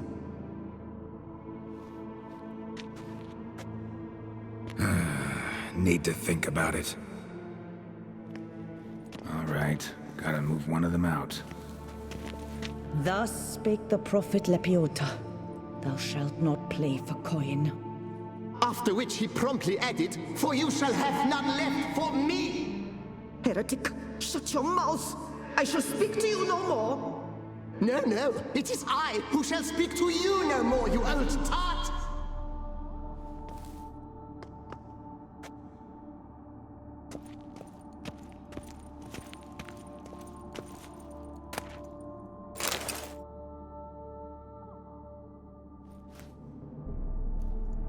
I see you fell for that pious tart's drivel. Drat! Ah, well, then listen. I've a request. Be a good fellow and set me in the chamber of the Gwent Friendship Society of Beauclair. It's just round the corner. You a member? That's just it. I was not. But I would have dearly liked to have been. And joining them in death shouldn't bother anyone. Certainly doesn't bother me. I'll do it. Where's this chamber?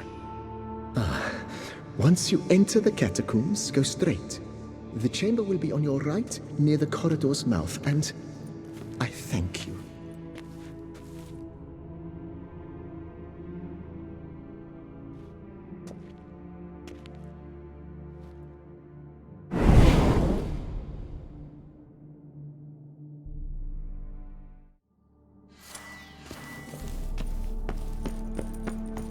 Deeper in the catacombs. Right, let's go.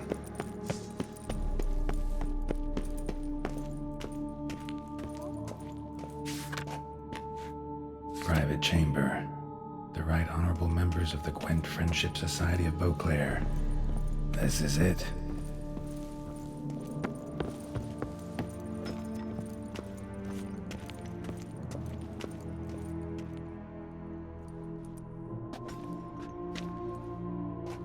You gents also looking for that Gwent club?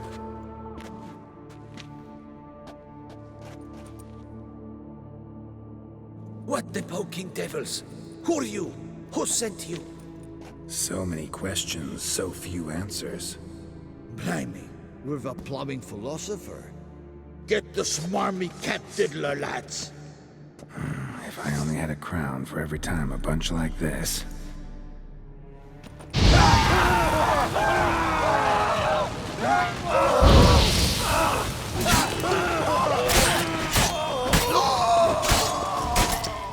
That ought to do.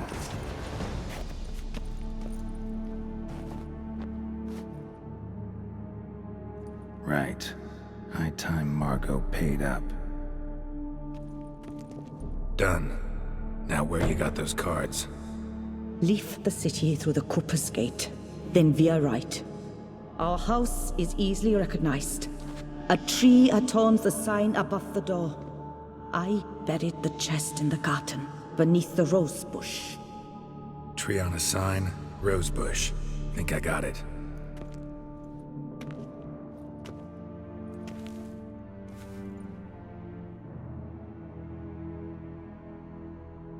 Might I ask what you did with Louis? True, he knew nothing in life but Gwent, but I would still prefer he not spend eternity in a ditch or privy. Don't worry about it. Found him a nice place. Ought to feel right at home. Farewell.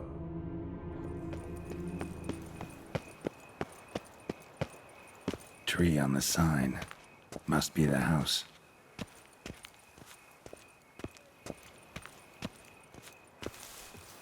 Need to go around.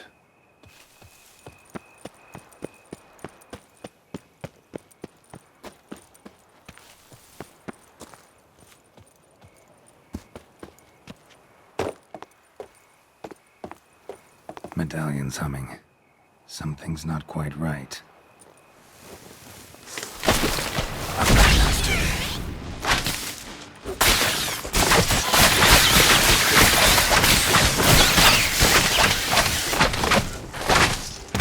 The rose bush. All right.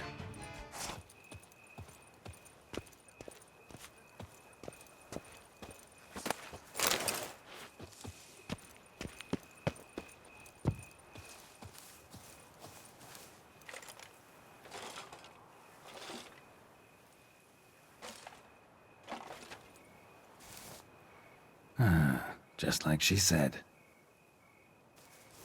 And the Gwent cards, as promised.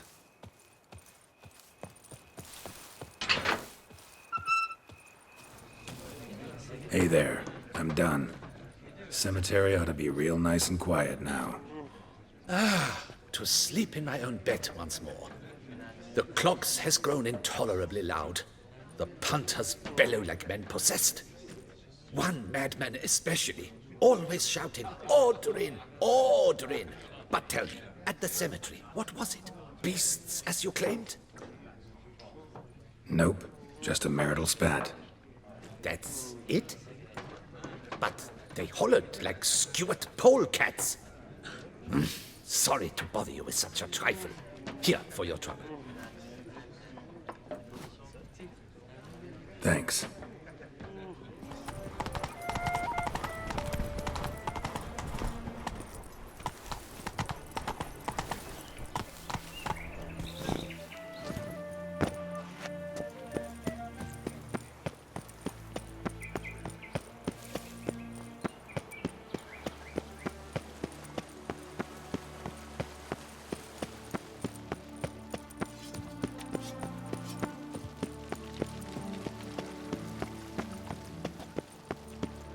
Yes, I have doubled the guard.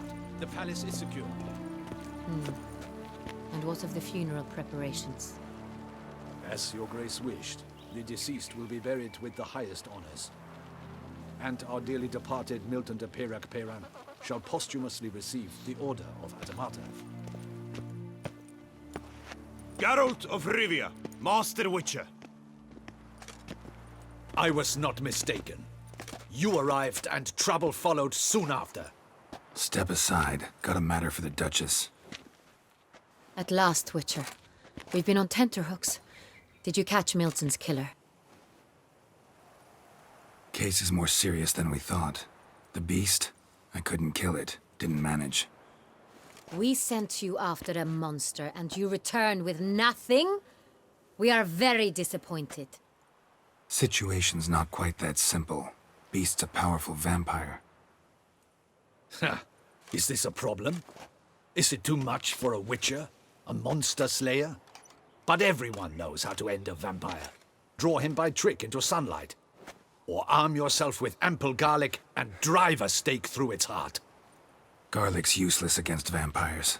Sun and stakes don't hurt him either. Those methods, pure invention. Only work in legends and fables. And buckthorn? When I was a child, Grandmama Adamarta always claimed buckthorn drives off vampires. Silver sword's your best option for keeping them at bay. But it won't get the job done, because only a higher vampire can truly kill another of its kind. Excuses. Ha! Your Grace, I shall assemble a battue. Bring the matter to its end at once. The Witcher need but tell us where to find this monster. Go ahead. Send them to their death.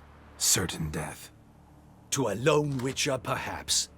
To 40 of my men-at-arms, but another skirmish. 40, 50, 100, doesn't matter. Won't make any difference against him. You have not seen my guardsmen in action. Can they fight fog? Hit a target that moves faster than the wind? How? What creature can do such things? Creatures like this one. Higher vampires, we call them. Each one's a little different. Unique or exceptional, you might say. Some transform into giant bats. Others communicate with animals, command them. Yet all are still brainless beasts. Dead wrong. Thinking of lesser vampires. Alps, Ekamaras, Catechans, for instance. They're ruled by instinct, sure. Attack anything that smells of blood. Higher vampires? They think. They employ reason. Monsters driven by reason. A curious contention. What, then, do you intend to do? It's way beyond being some monster. This is a powerful being that's walked the world for centuries. Yeah, impossible. If so great is their power, why have they not killed or enslaved us all? Don't usually meddle in our matters. Mostly stay out of our way because they don't care about humans one way or the other. And they do not fear we shall wipe them out one day. They'd probably be pretty amused if you asked them that. They're well aware of their strength. Then what can we do? Do you have a plan? Try to talk to him. That's our best bet. I cannot believe this. Her Grace summons a Witcher to kill a monster. Instead, he wishes to chat with it. Ha. Know what I'm doing. His lover was kidnapped. He's being blackmailed. Blackmailed? Be so kind as to explain how a vampire might be blackmailed. Higher vampires? They're like us, motivated by emotions, not instinct. Not only are they intelligent to an extreme, they're emotionally rich. Capable of feeling many things, even love. This one fell in love with a woman, a human, and he'll do anything to keep her from harm. You do not, I trust, suggest we let Milton's killer go free. Or wait until it murders again. We must render it harmless as quickly as possible. Which is why that's my aim now, to prevent further attacks. Vampires only half the problem. Blackmailers at fault chiefly. Kidnapped the woman to control the vampire. And what do you propose to do? I'll find the blackmailer, free the vampire's lover. You were to destroy him. not help him. No one else should die. That's most important. As soon as the woman's safe, he'll have no more reason to kill.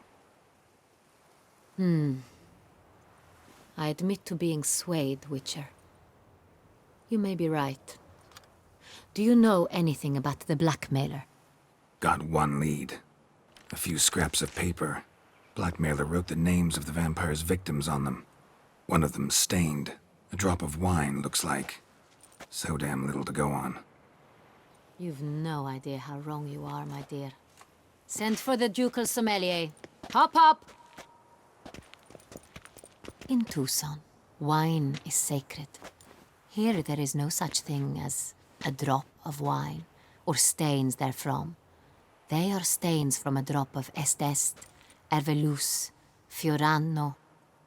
Your Grace wished to see me? Witcher, show him the paper scrap. Benoit, can you determine which wine made this stain?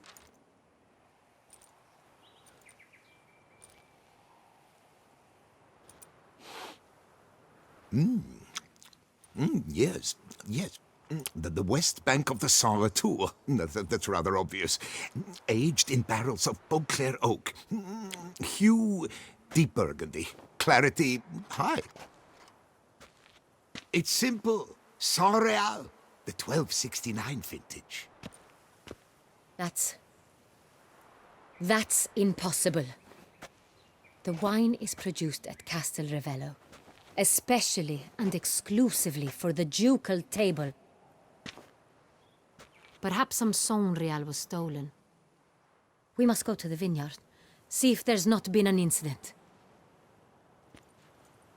Saint Real. Never heard of it. It's highly unlikely you've ever had a chance to partake of it. As I said, it is only ever served to the ducal family. Didn't stop it from ending up on that scrap of paper. Unless your Grace's sommelier is mistaken. In matters of wine, Benoit is never mistaken. If he says it's Saint Real, it is Saint Real.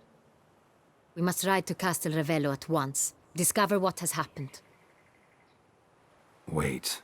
Your Grace wants to go with me? Out of the question.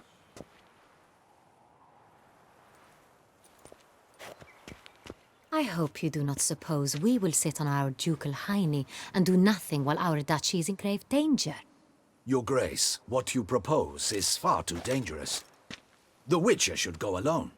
It pleases me to see you gentlemen finally agree on something. But I've made my decision. We shall go, accompanied by the best possible escorts. You, Captain, and Geralt. We will travel incognito. We've no wish to give the court any reason to gossip. For the duration of this mission, I release you from your obligation to adhere to court protocol. In short, from now on, I am Anna Henrietta, not your Grace. Yes, Your Grace. Witcher, are you ready? Yeah, ready to go. Excellent. Give me a moment. I must don something more appropriate and concealing. Then we will be off.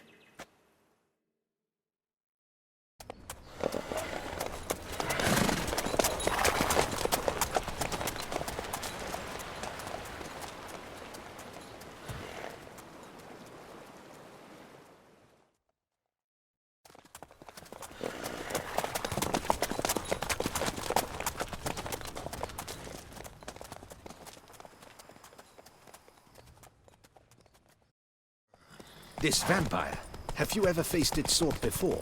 I have. How did it end? Did you kill it? Didn't have to fight him. Hadn't killed anyone. Have you ever heard of anyone defeating such a vampire? Know of a man who defeated one, sure, but he didn't manage to kill it. Ultimately, only another vampire can kill a vampire.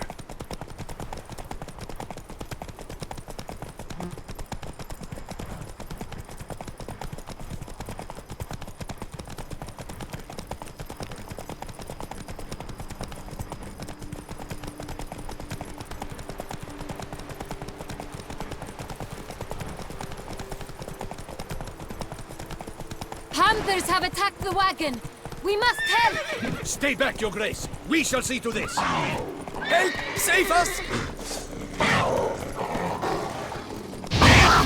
Fuck you, beast! Be gone!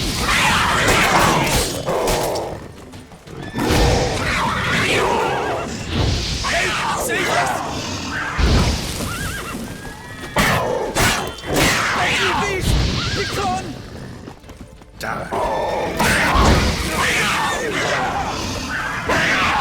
Help! Save us! Done. Time to move on. If not for you, we'd have been done for. They were fortunate Thank you. they happened by. You saved our lives. Hooray! Tell me more about this vineyard, Castel Ravello. It's the best in Ortusa. An old master of the winemaking trade runs it. Fabrizio. He trustworthy? He's held his post for years. There's never been a problem. Till now. I wish to know your thoughts, Geralt. The Sonreal stain, how did it wind up on the paper? Is someone from the vineyard blackmailing the vampire? Could be a servant. Could be the steward. Could be the wine was just stolen from the estate. We shall know when we arrive. It's not far now.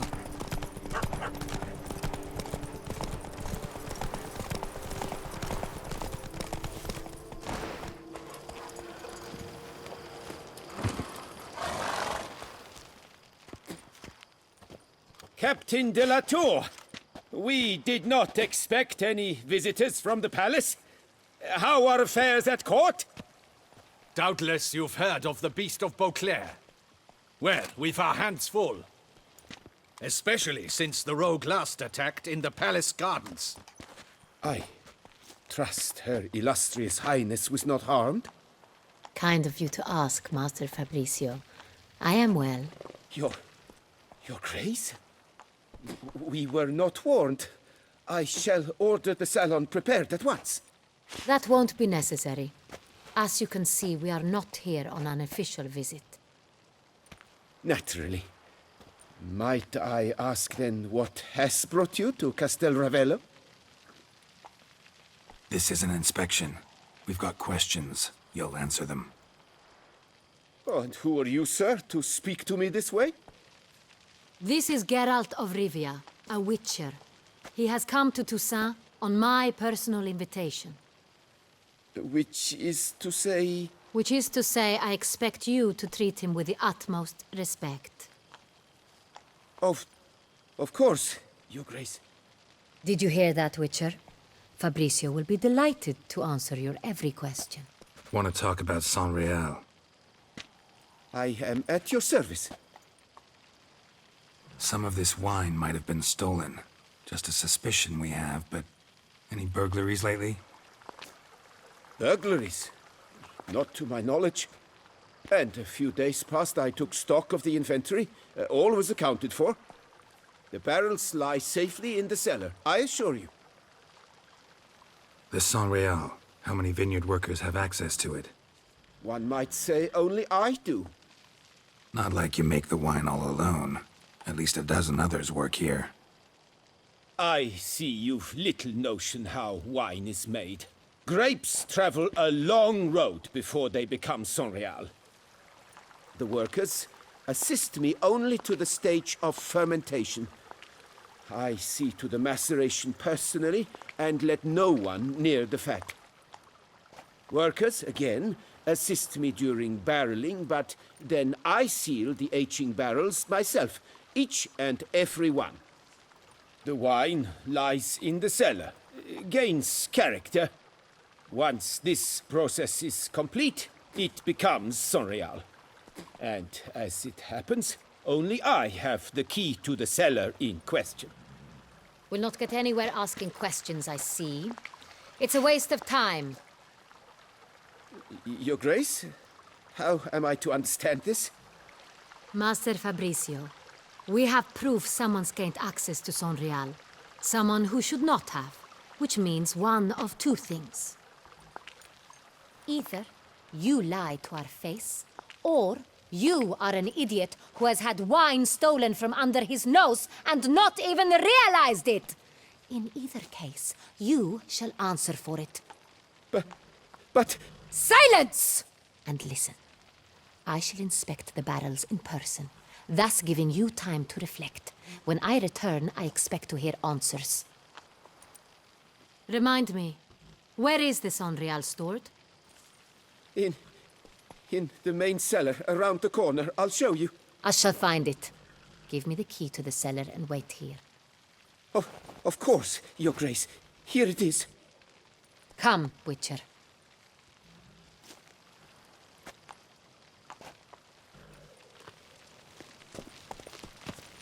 We shall wait here, Master Fabricio.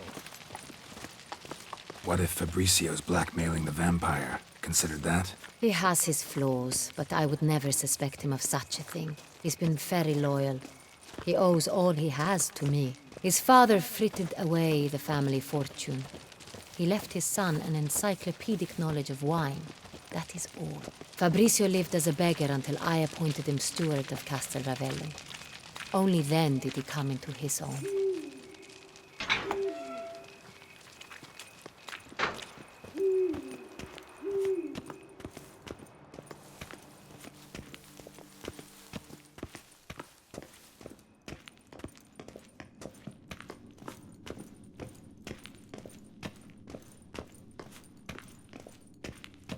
So where do we start? Let us see if all the barrels are present. Here's the inventory ledger. Vintner's log. Fermentation completed with no complications. Tapped above sediment line. Here it is. Barreling. Everything lines up at first glance. Neatly and thoroughly documented. Then we must follow our other lead. Benoit said the stain came from the 1269 vintage. Let's find it.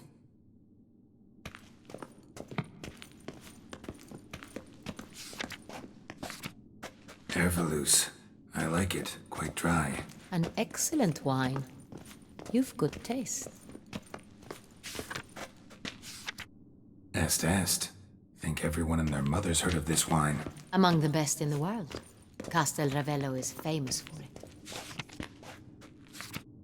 Fiorano. Dandelion's favorite. Adores it. Ah, yes. That sophisticated palate of his. Got Pomino over here.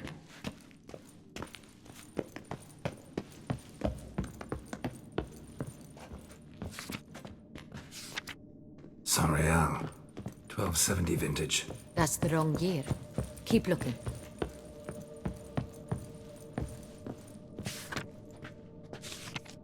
Sonreal. Barrels are dated 1268. Close, but not quite the right year.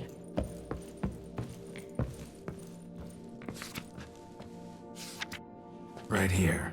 1269. What now? Let's see if any barrels are empty. Wanna open them? For now, a knock will suffice.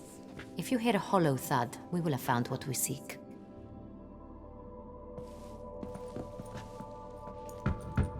Full. Full? Full.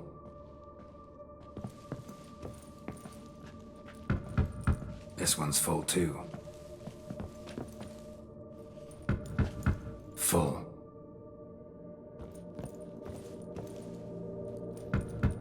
This one's full too. Looks like all the barrels are full. Dead end, I'm afraid. Full they are.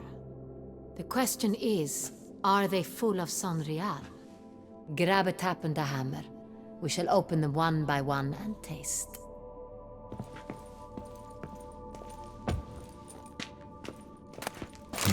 Barrel taps. Wooden hammer for tapping barrels.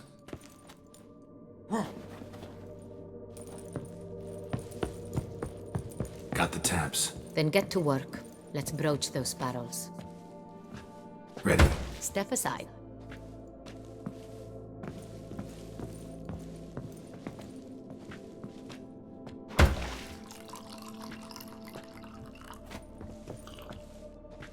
So? Those hints of spice. Distinctive. This is Sonreal.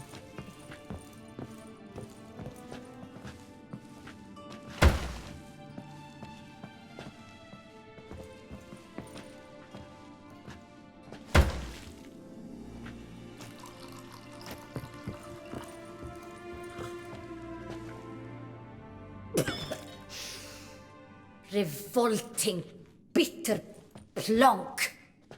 Could have gone sour while aging. Impossible. This is not wine. This is contaminated refuse that should never have made it into a barrel. The fact that it did was no accident, I'm sure. Master Fabricio. Let's see what he has to say about it.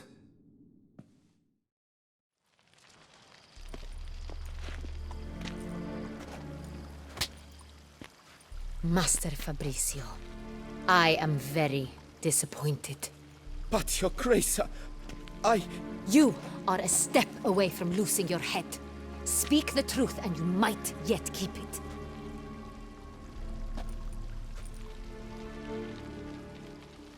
I admit it. I sold a barrel of Sorial. I beg you to forgive me. Why did you do it? I couldn't resist. The sum they offered, it was enormous. I gave in. Is what I provide not enough? I wished to buy back my family's estate. For here, nothing is truly mine. I've a roof over my head, ample food to eat, but what is a nobleman without land of his own? I shall tell you everything, if you agree to show me mercy. Really thought nobody'd find out. I was a fool, very foolish. I beg you, Your Grace, you must forgive me. Who'd you sell the wine to? A few weeks past at the Pheasantry, a rich nobleman approached me. He called himself a diplomat, well connected at court. He suggested we embark on an enterprise. Some of his clients had offered dizzying sums for even a drop of Sorial. He was to serve as intermediary. This man's name? He never revealed it. He was tall, black-haired, and spoke with a foreign lilt. He claimed to hail from Sintra. I've no Sintrin aristocrat at court. Wine itself. How'd you hand it over? We met under the cover of darkness in the ruins of Fort Astre. A dozen or so men came to collect. Armed men. The kind that stink of trouble. I had hauled the barrel there. They transferred it to their cart, and we went our separate ways. That's it? That the last you ever saw of them? That is to say, a few days passed. A messenger arrived. He said they wished to buy another barrel and, well, I've prepared it, have it ready to deliver. That's enough. Know all we need to know. Your Grace, I beg your forgiveness. Get out of my sight. Captain, have your men take Master Fabricio to the dungeon. He must answer for his crime. High treason the charge. What now, Witcher? We set a trap. Need to catch the wine thieves. Cintrian Noble could be our blackmailer. Next, transport. I'll take it to Fort Astra. Damien and his soldiers will cover me. For once, I agree with you. We will do as you say. Let me know when you are ready. See no reason to wait. Let's get going. We will set out now. Position ourselves before you arrive. You take the cart and meet us there. Fine. When the handoff begins, watch for my signal.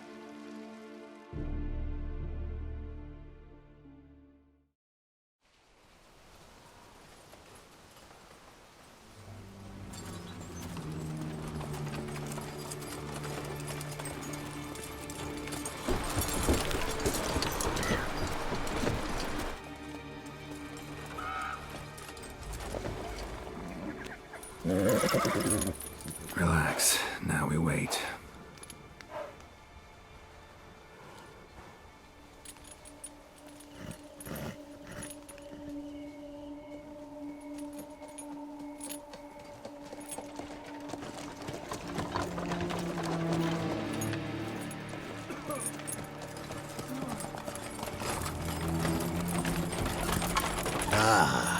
our favorite vintner.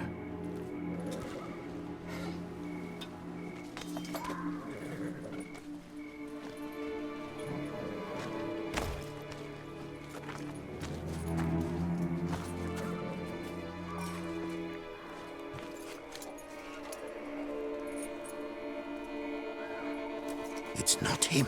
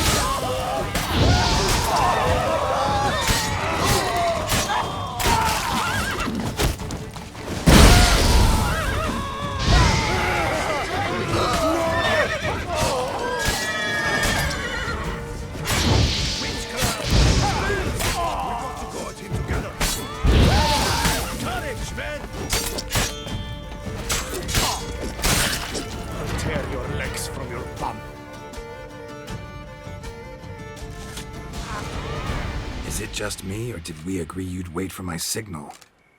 That was the plan, but... Great shot. Good thing you reacted. Can't say how that would have ended otherwise. At your service. It was a good fight. We managed to capture one of the scoundrels. Let's ask him a few questions. Come on.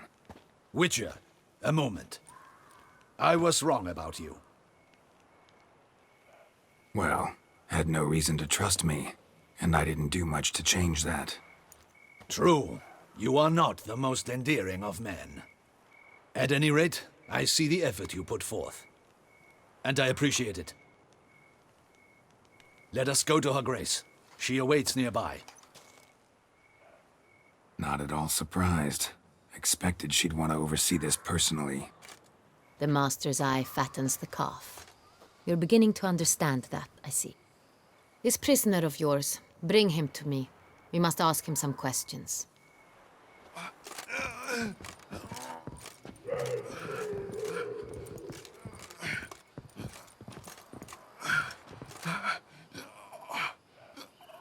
Captain, do the honors. Who sent you? His name is Dog. They say he plowed your mother. Once again, who sent you? Your nun's lover. They call it... Wait. If he doesn't wish to speak, he needn't. I can think of several other ways he can be helpful. I'm certain the Witcher will need bait to lure the beast of Beauclair. What?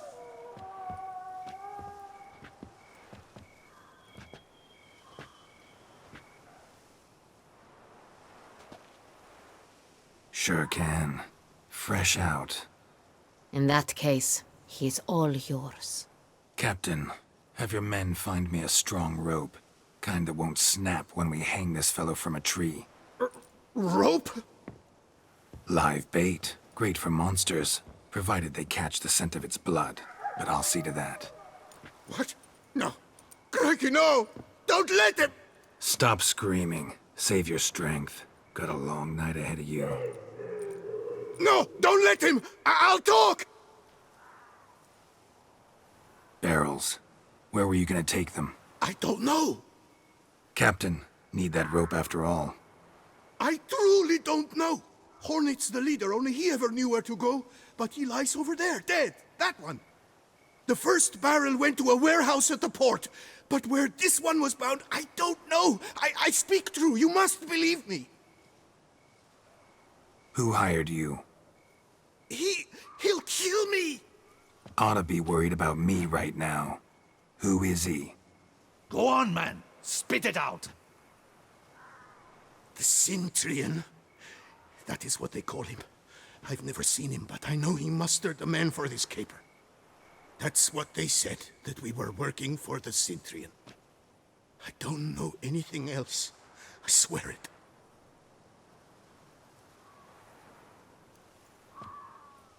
Take him away. Throw him in the dungeon. He shall await trial there. Captain, we ride to town. Gather your men and seek out the Cintrian. Someone else must have seen him, must know of him. Yes, Your Grace. I'll report to the palace as soon as I learn anything. I shan't return to the palace. Our mission has not yet ended. The Witcher and I will await you at the guard post near the port. Let's go to town.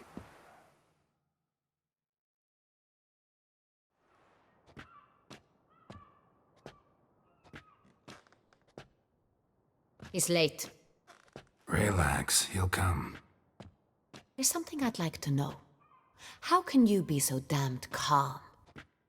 Side effect of my mutations. We Witchers rarely get the jitters. What if something has happened to him? Captain seems like a man who can take care of himself. Perhaps he can, but this Cintrian appears to be no common bandit. He managed to steal ducal wine from under my guardsman's noses. We only learned of it through a fortunate coincidence. And it was he who specified the victims for the vampire. One must be exceptionally confident to blackmail such a monster. Still don't know this Cintrian's behind the kidnapping and blackmail. Might have just handled the theft of the wine. Even if it's so, he then sold the wine to the blackmailers. As I see it, that makes him an accomplice. Need to find the Cintrian, whether or not he's responsible for the murders.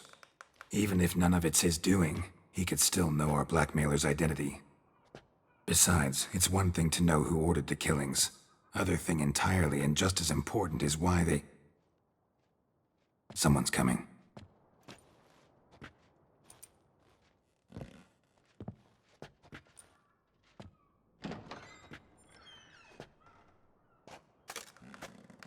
Captain, why so long? We expected you hours ago.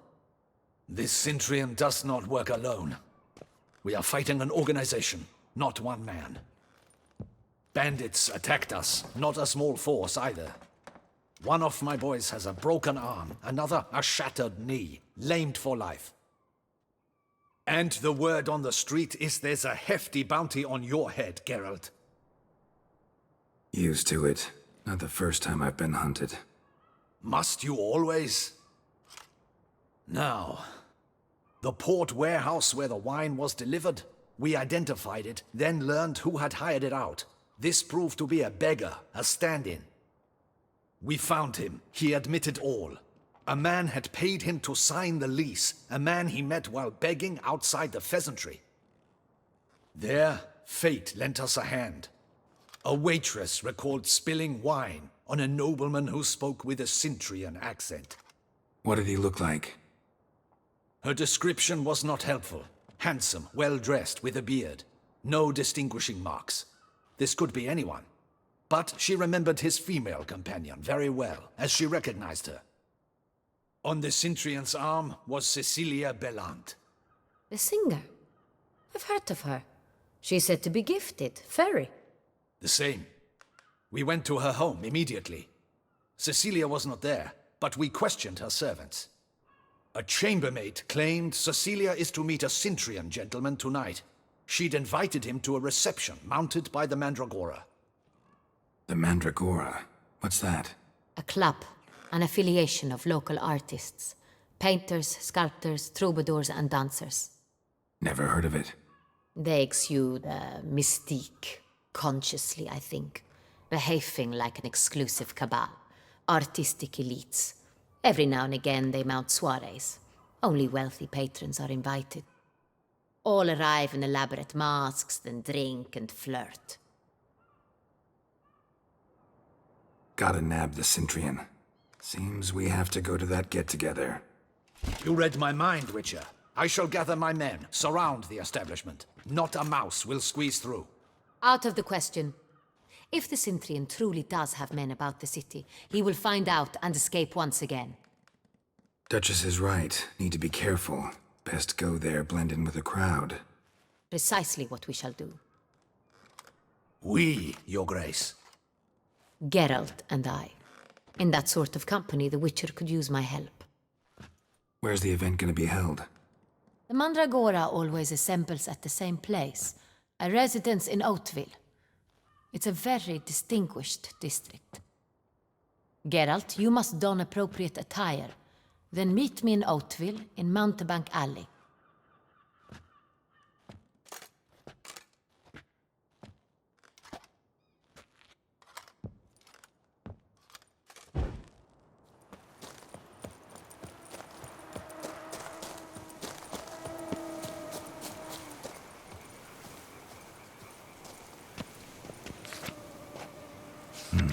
Inscriptions in Elder speech. Salvation lies not in Dolnevde, but in our hearts. Glory be to Eretein. Damn. Professor's journal's long gone. Guess somebody else found out about it too. Should look around, see if I can find something else. Professor certainly can't do much to help me with my search. Footprints. Narrow and shallow. Somebody small, light. Woman, maybe? Wonder where they lead. Damn it. Trail breaks off. Wonder if the grave robber learned more than I did. Won't learn anything else here. Map Yen sent me will have to do. Also, Epitaph mentioned both Eretein and Dolnevde, Valley of the Nine.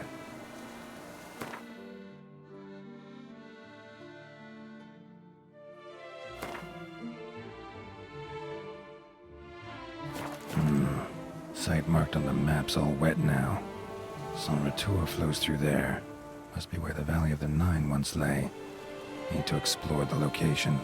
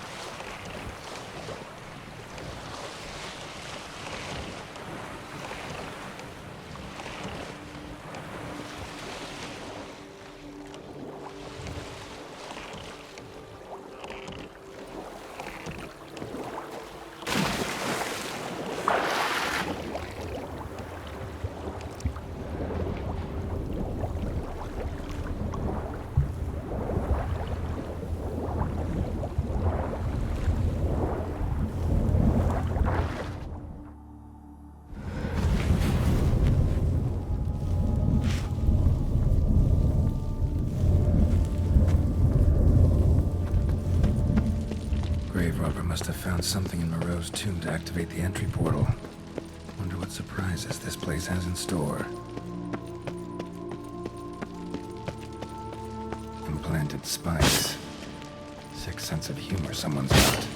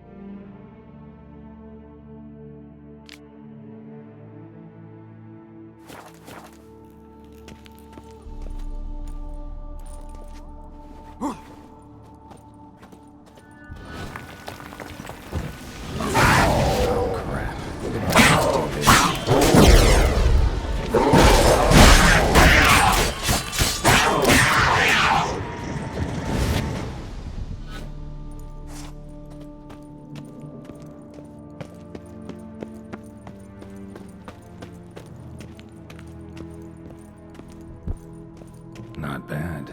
Wouldn't mind having something like that myself.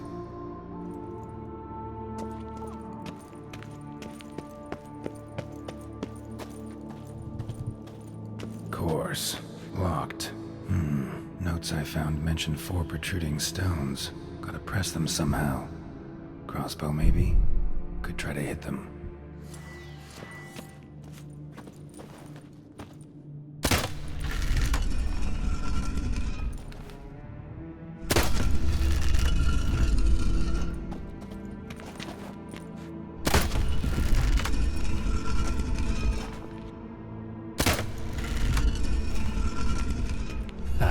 Did it.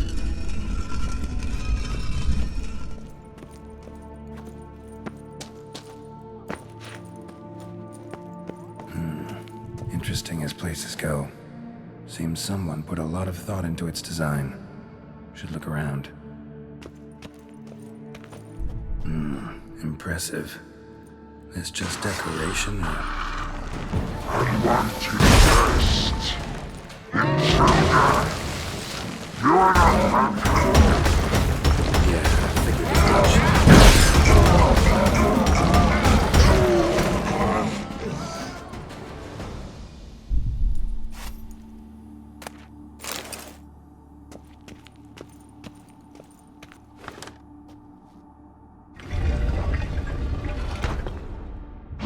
Great.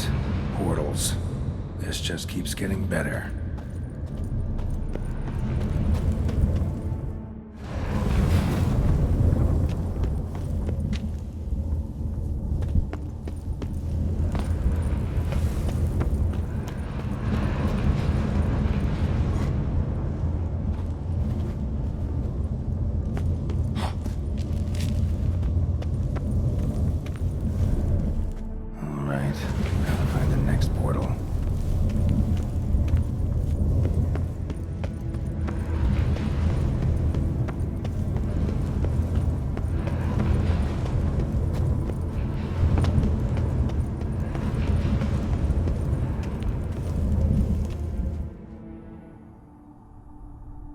Must be where Moreau had his lab.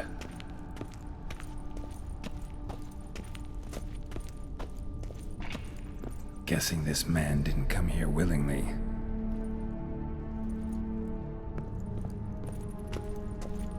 Intriguing as machinery goes, but how do I start it up?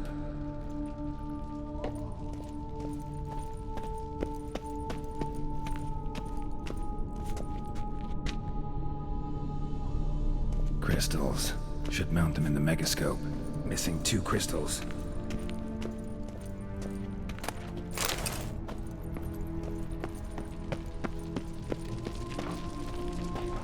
Quite the library. Mostly tomes on mutations and genetics.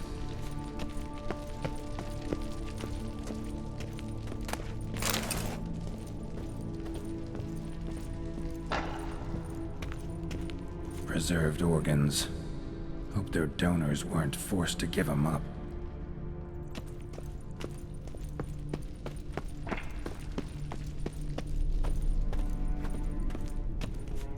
Just need to pick an entry.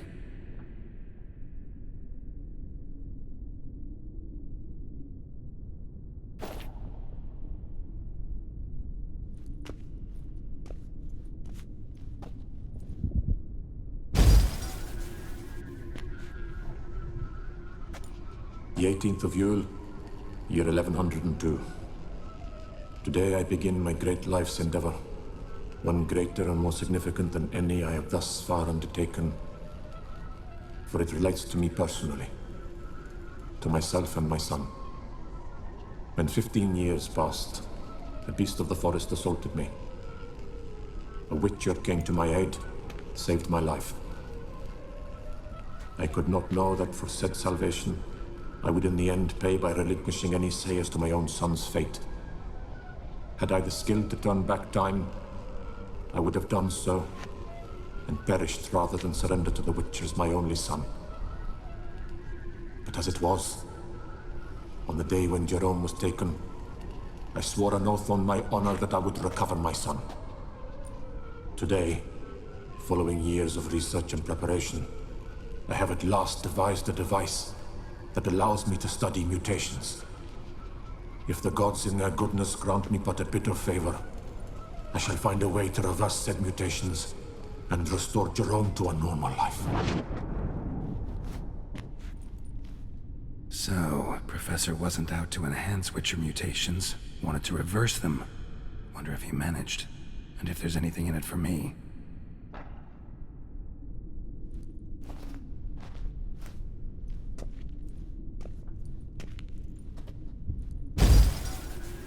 Observation 22. Despite applying a surfeit of toxic substances, significantly more than usual, the subject displayed no symptoms of overdosing. I believe this to be an effect of the mutations. Thus, a minor success. This mutation should allow Jerome better to tolerate toxicity.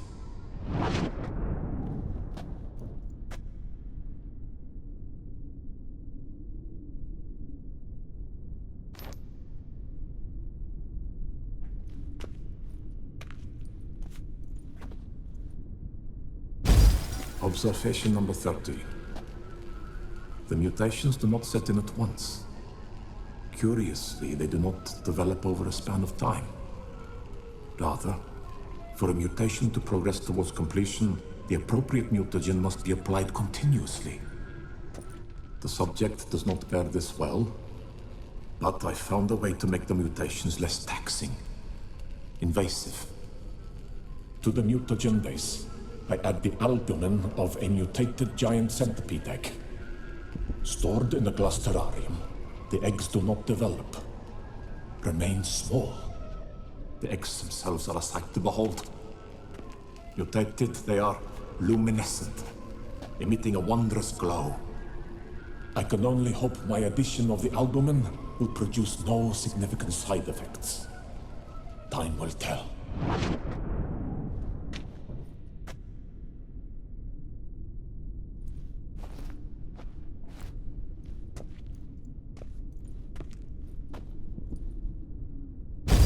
Observation 58.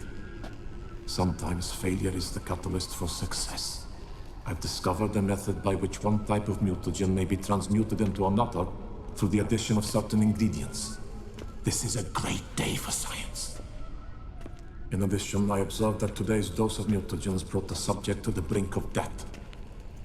He then suddenly awoke, revived, his strength renewed. Not wholly, of course, but he did in a sense come back from the edge of death. Whether this is attributable to his mutations or to pure coincidence cannot be ascertained. I must conduct further experiments.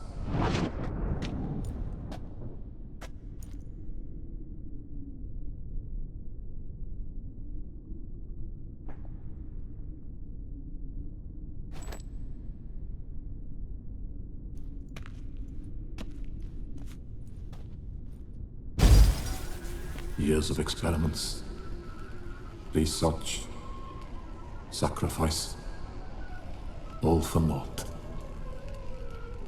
I have failed to achieve my defined objective. Each mutation I applied to my subjects proved ineffective when applied to Jerome. What I meant to cure him of his witcherism, that which I meant to restore to him a normal life, only deepened his mutations, further augmented his speed and strength, rendered him yet more inhuman. It seems my son must remain a witcher forever. I have failed. The time has come to abandon this place. Return home to Lydia. She may yet deign to take me back. The contraption and mutagens I leave here, let them wither and crumble, as did my dreams of regaining my son.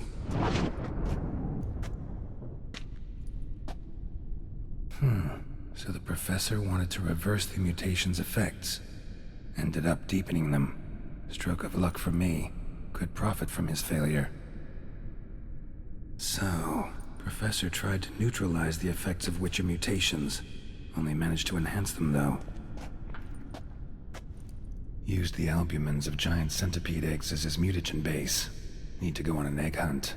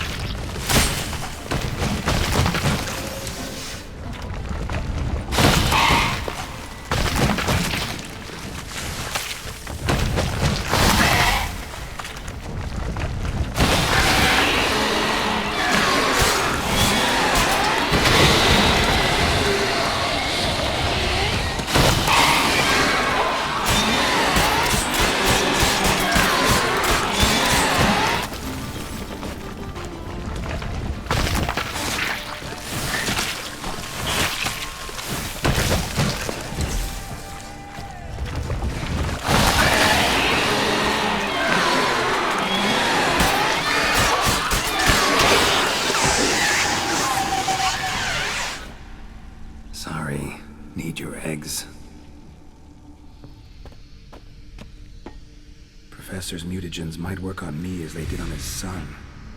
Well, time to find out.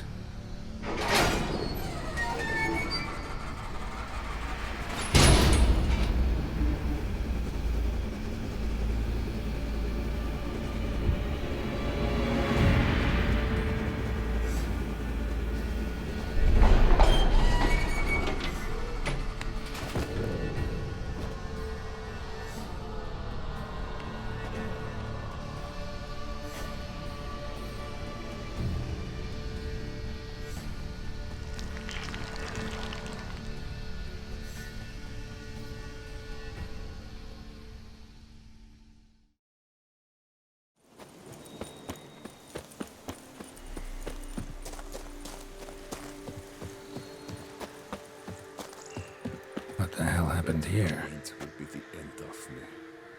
I lost again.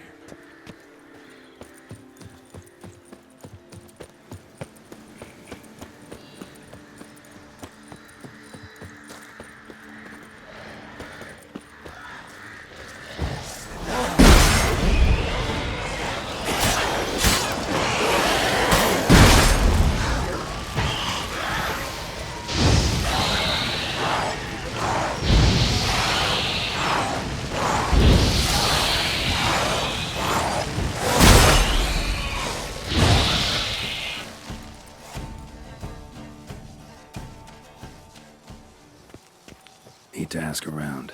Locals might know something more.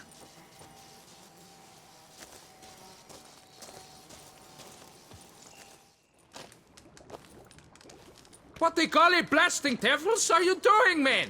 What plague? An unfortunate turn of events, that's all. Get back to chiseling. If we don't deliver that head on time, the infestor will twist my plums off. Is that what you'll tell Emil's widow? That a cow crushed him and it was an accident?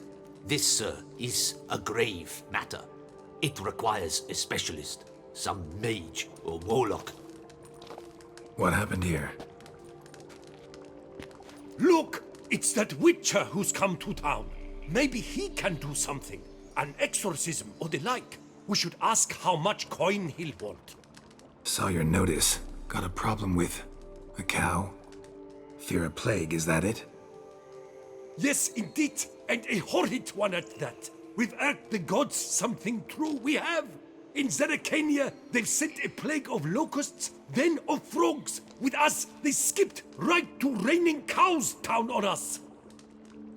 Enough! Enough! No need to so panic. Come, Master Witcher, I shall divulge to you the matter at hand.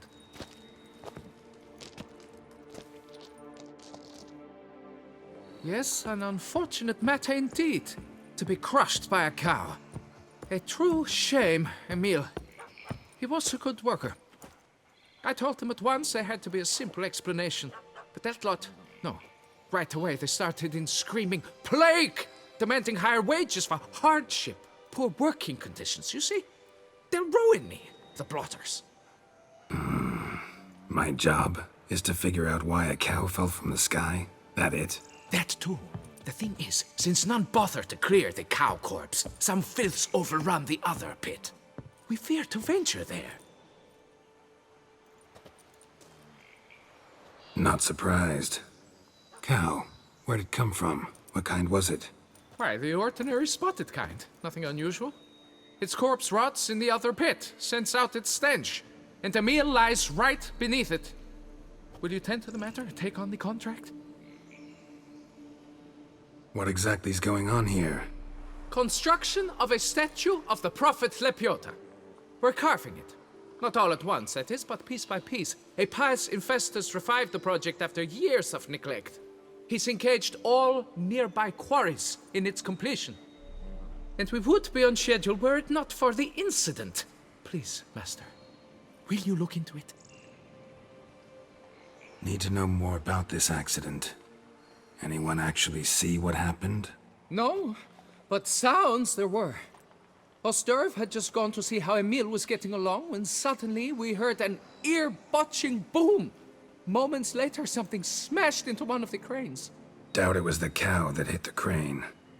Probably true. At any rate, come morn we ventured out to sea, but the vermin drove us off. With that, all work came to a halt, has remained so since. Master, tarry no longer, please. Will you take on the matter? Fine, I'll look into it. Might be a botched portal, but I doubt it. La Beata reward you with progeny aplenty. I shall keep an eye out for your return.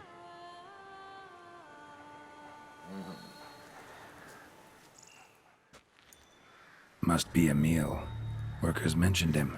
Poor guy, unlucky as all hell. Right, now where do I start? Crushed by something heavy. Skull base is cracked. Fresh tooth marks. Necrophages. But they got to him after his death. Won't learn anything else from the body. Tissues crushed in places. Must have fallen from quite a height. Gut sliced open. Not much blood, so it happened after death. Heart had already stopped pumping. Tooth marks. Small ones, though, so necrophages left him clearly. Sure sniffed out their feast fast. Deep claw wounds. Spread between talons indicates a draconid. A wyvern, probably. But these wounds weren't the cause of death. Got it. All clear now. Cow died when it fell from a great height. Draconid must have dropped it. A youngster probably trying to get the cow back to its nest, but it proved too heavy. Emil's bad luck to be standing right underneath.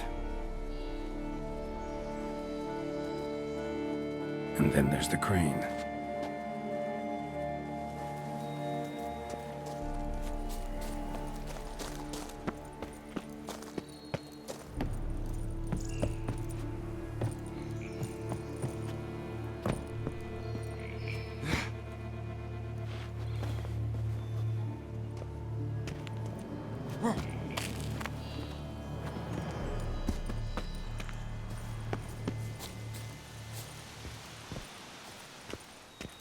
Blood.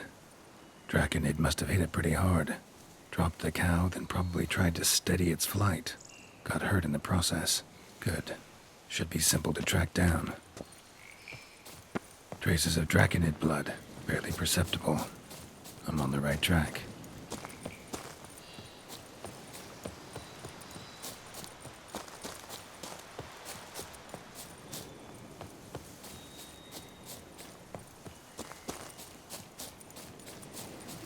Started bleeding heavily. Wound was more serious than I thought, looks like.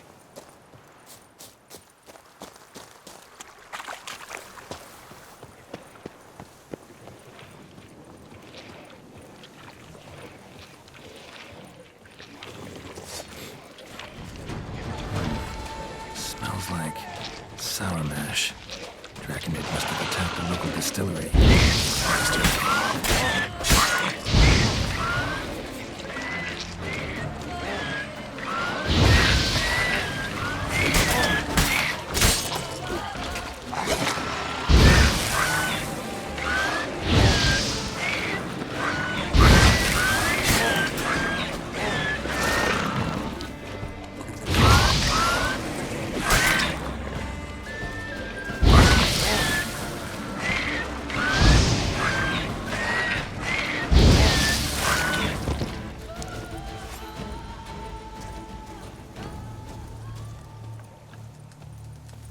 Landed on the roof of the distillery. Raised a ruckus, made a mess, then moved on.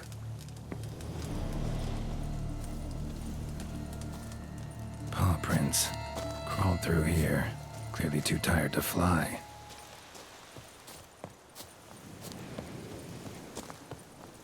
Was in a bad way. Barely crawling.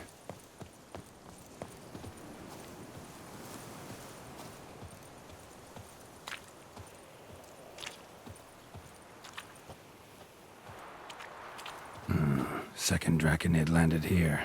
A larger one. Waited for the smaller one to heal. Then they flew off together. Should be easy to track. Smaller one was still bleeding, luckily. Flew off together. Probably bound for their nest.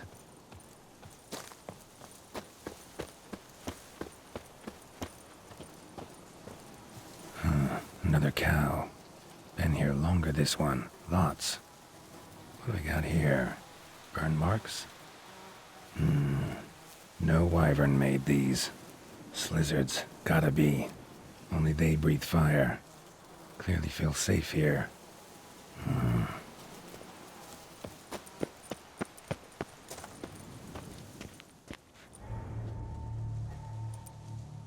Trail ends here. Nest's up there. I bet the farm on it.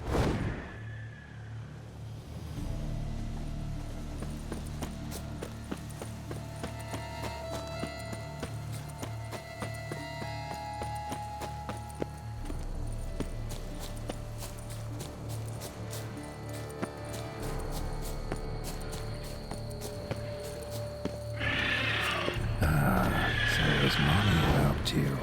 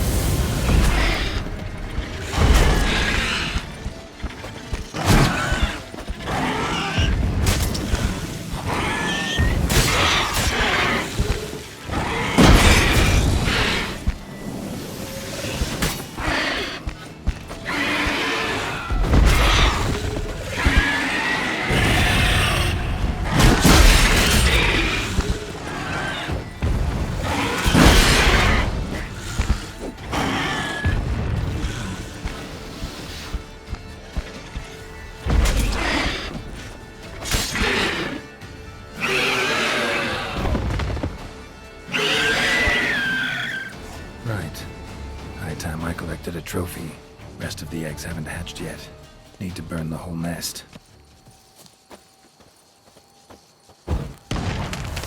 That ought to do it.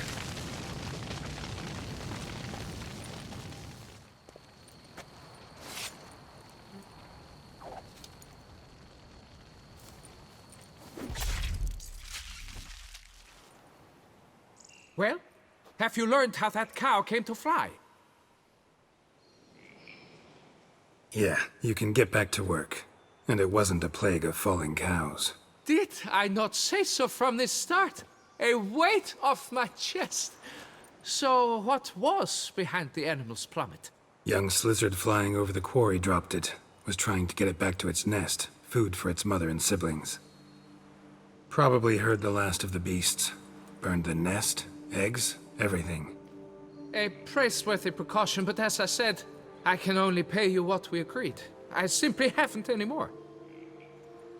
Here, take this. And I thank you, Master.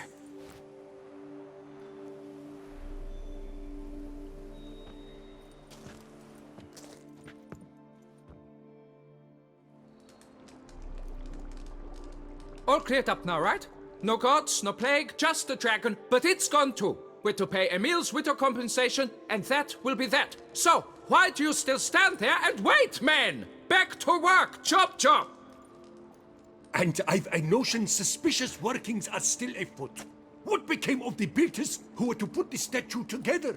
They were due 3 days back, yet there's still no sign of them at Ardeisto. They were crushed too, I'm certain of it. Or eaten, or locusts got them, like in Eretein. What's this rubbish you spout now?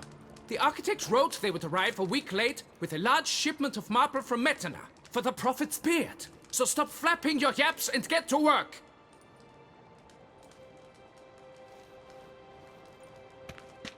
Allow me to walk you away, Master.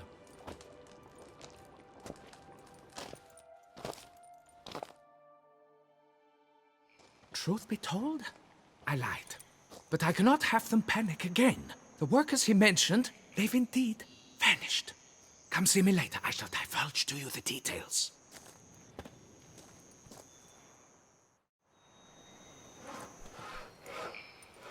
So, Master, the workers who vanished, how goes the search?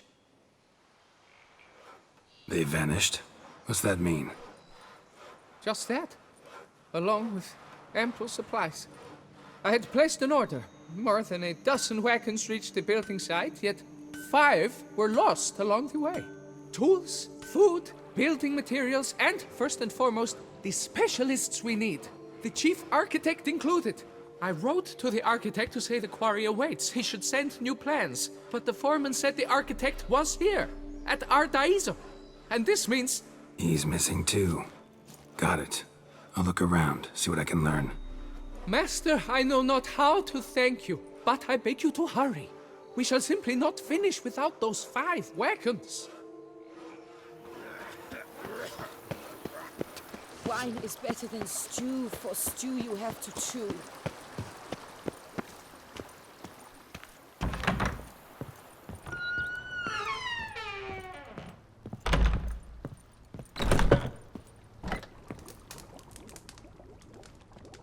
I thank you for letting me stay. I cannot remember when last I was this happy. You sure you don't feel lonely out here? I cannot say yet.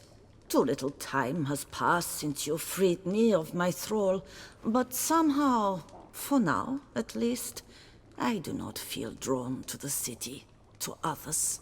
Visited others' homes as a white? Yes, but ever at night, when all were asleep. I went in search of spoons. Remember, you can always change your mind. Decide you've lived here long enough, just say the word. I'd never wish to seem ungrateful. And I'd never want you to stay against your will. I'd never expect someone with your past to feel drawn to the kitchen. Do you fear I will cook in your home as I brewed as a white? Counting on you having slightly better taste as a human. Of that, you can be sure. I loved cooking, even as a child. My gran was a true master in the kitchen. Her spit-roasted oaks was famed throughout the land. Thought you were a lady, owned an estate. Do you mean to say a woman of my rank should have had a cook? You're right, of course. And I had the best of cooks. But I devised the dishes myself. They only prepared them. See you later. Take care, Witcher. And remember, you always have warm food awaiting your return.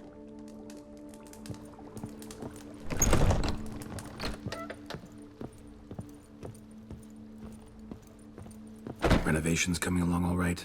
I am delighted to inform you we have completed our labors. You can now devote yourself to enjoying the vineyard's delights to the fullest. You must forgive me my temerity, sir, but I thought, with all the work on Corfo Bianco completed, and with the estate looking more beautiful than ever, it might be appropriate to commemorate the moment. Sure, why not? During the tidying that preceded the renovations, I came across a bottle of Sapramento, the 1250 vintage. I cannot say by what miracle it survived, but it is here. And we've course to open it today. And then he ran straight into the crowd, burning bouquet in hand. All thought it a part of the performance, so they only laughed, even when the decor began to catch fire. It was not until the flames engulfed Baron Mahevkin's beard that folk began to realize something was amiss and went to put out the fires. Sounds like Monsieur Bolius and Madame Nina threw some first-rate balls here. It was so. In this regard, Baron Drossel was decidedly more reserved. So tell me, Barnabas Basil, what's the wine situation like here? Am I going to produce any this year? This year is out, I fear, sir. Last autumn, a fungus destroyed all the vines. Baron Rossel had new ones planted, but it will be some time before they start bearing fruit. Assuming that is, the fungus does not reappear. That'd be bad. This Sacramento got me dreaming. It's amazing. Isn't it, though? Allow me to top you off, sir. There. Thanks.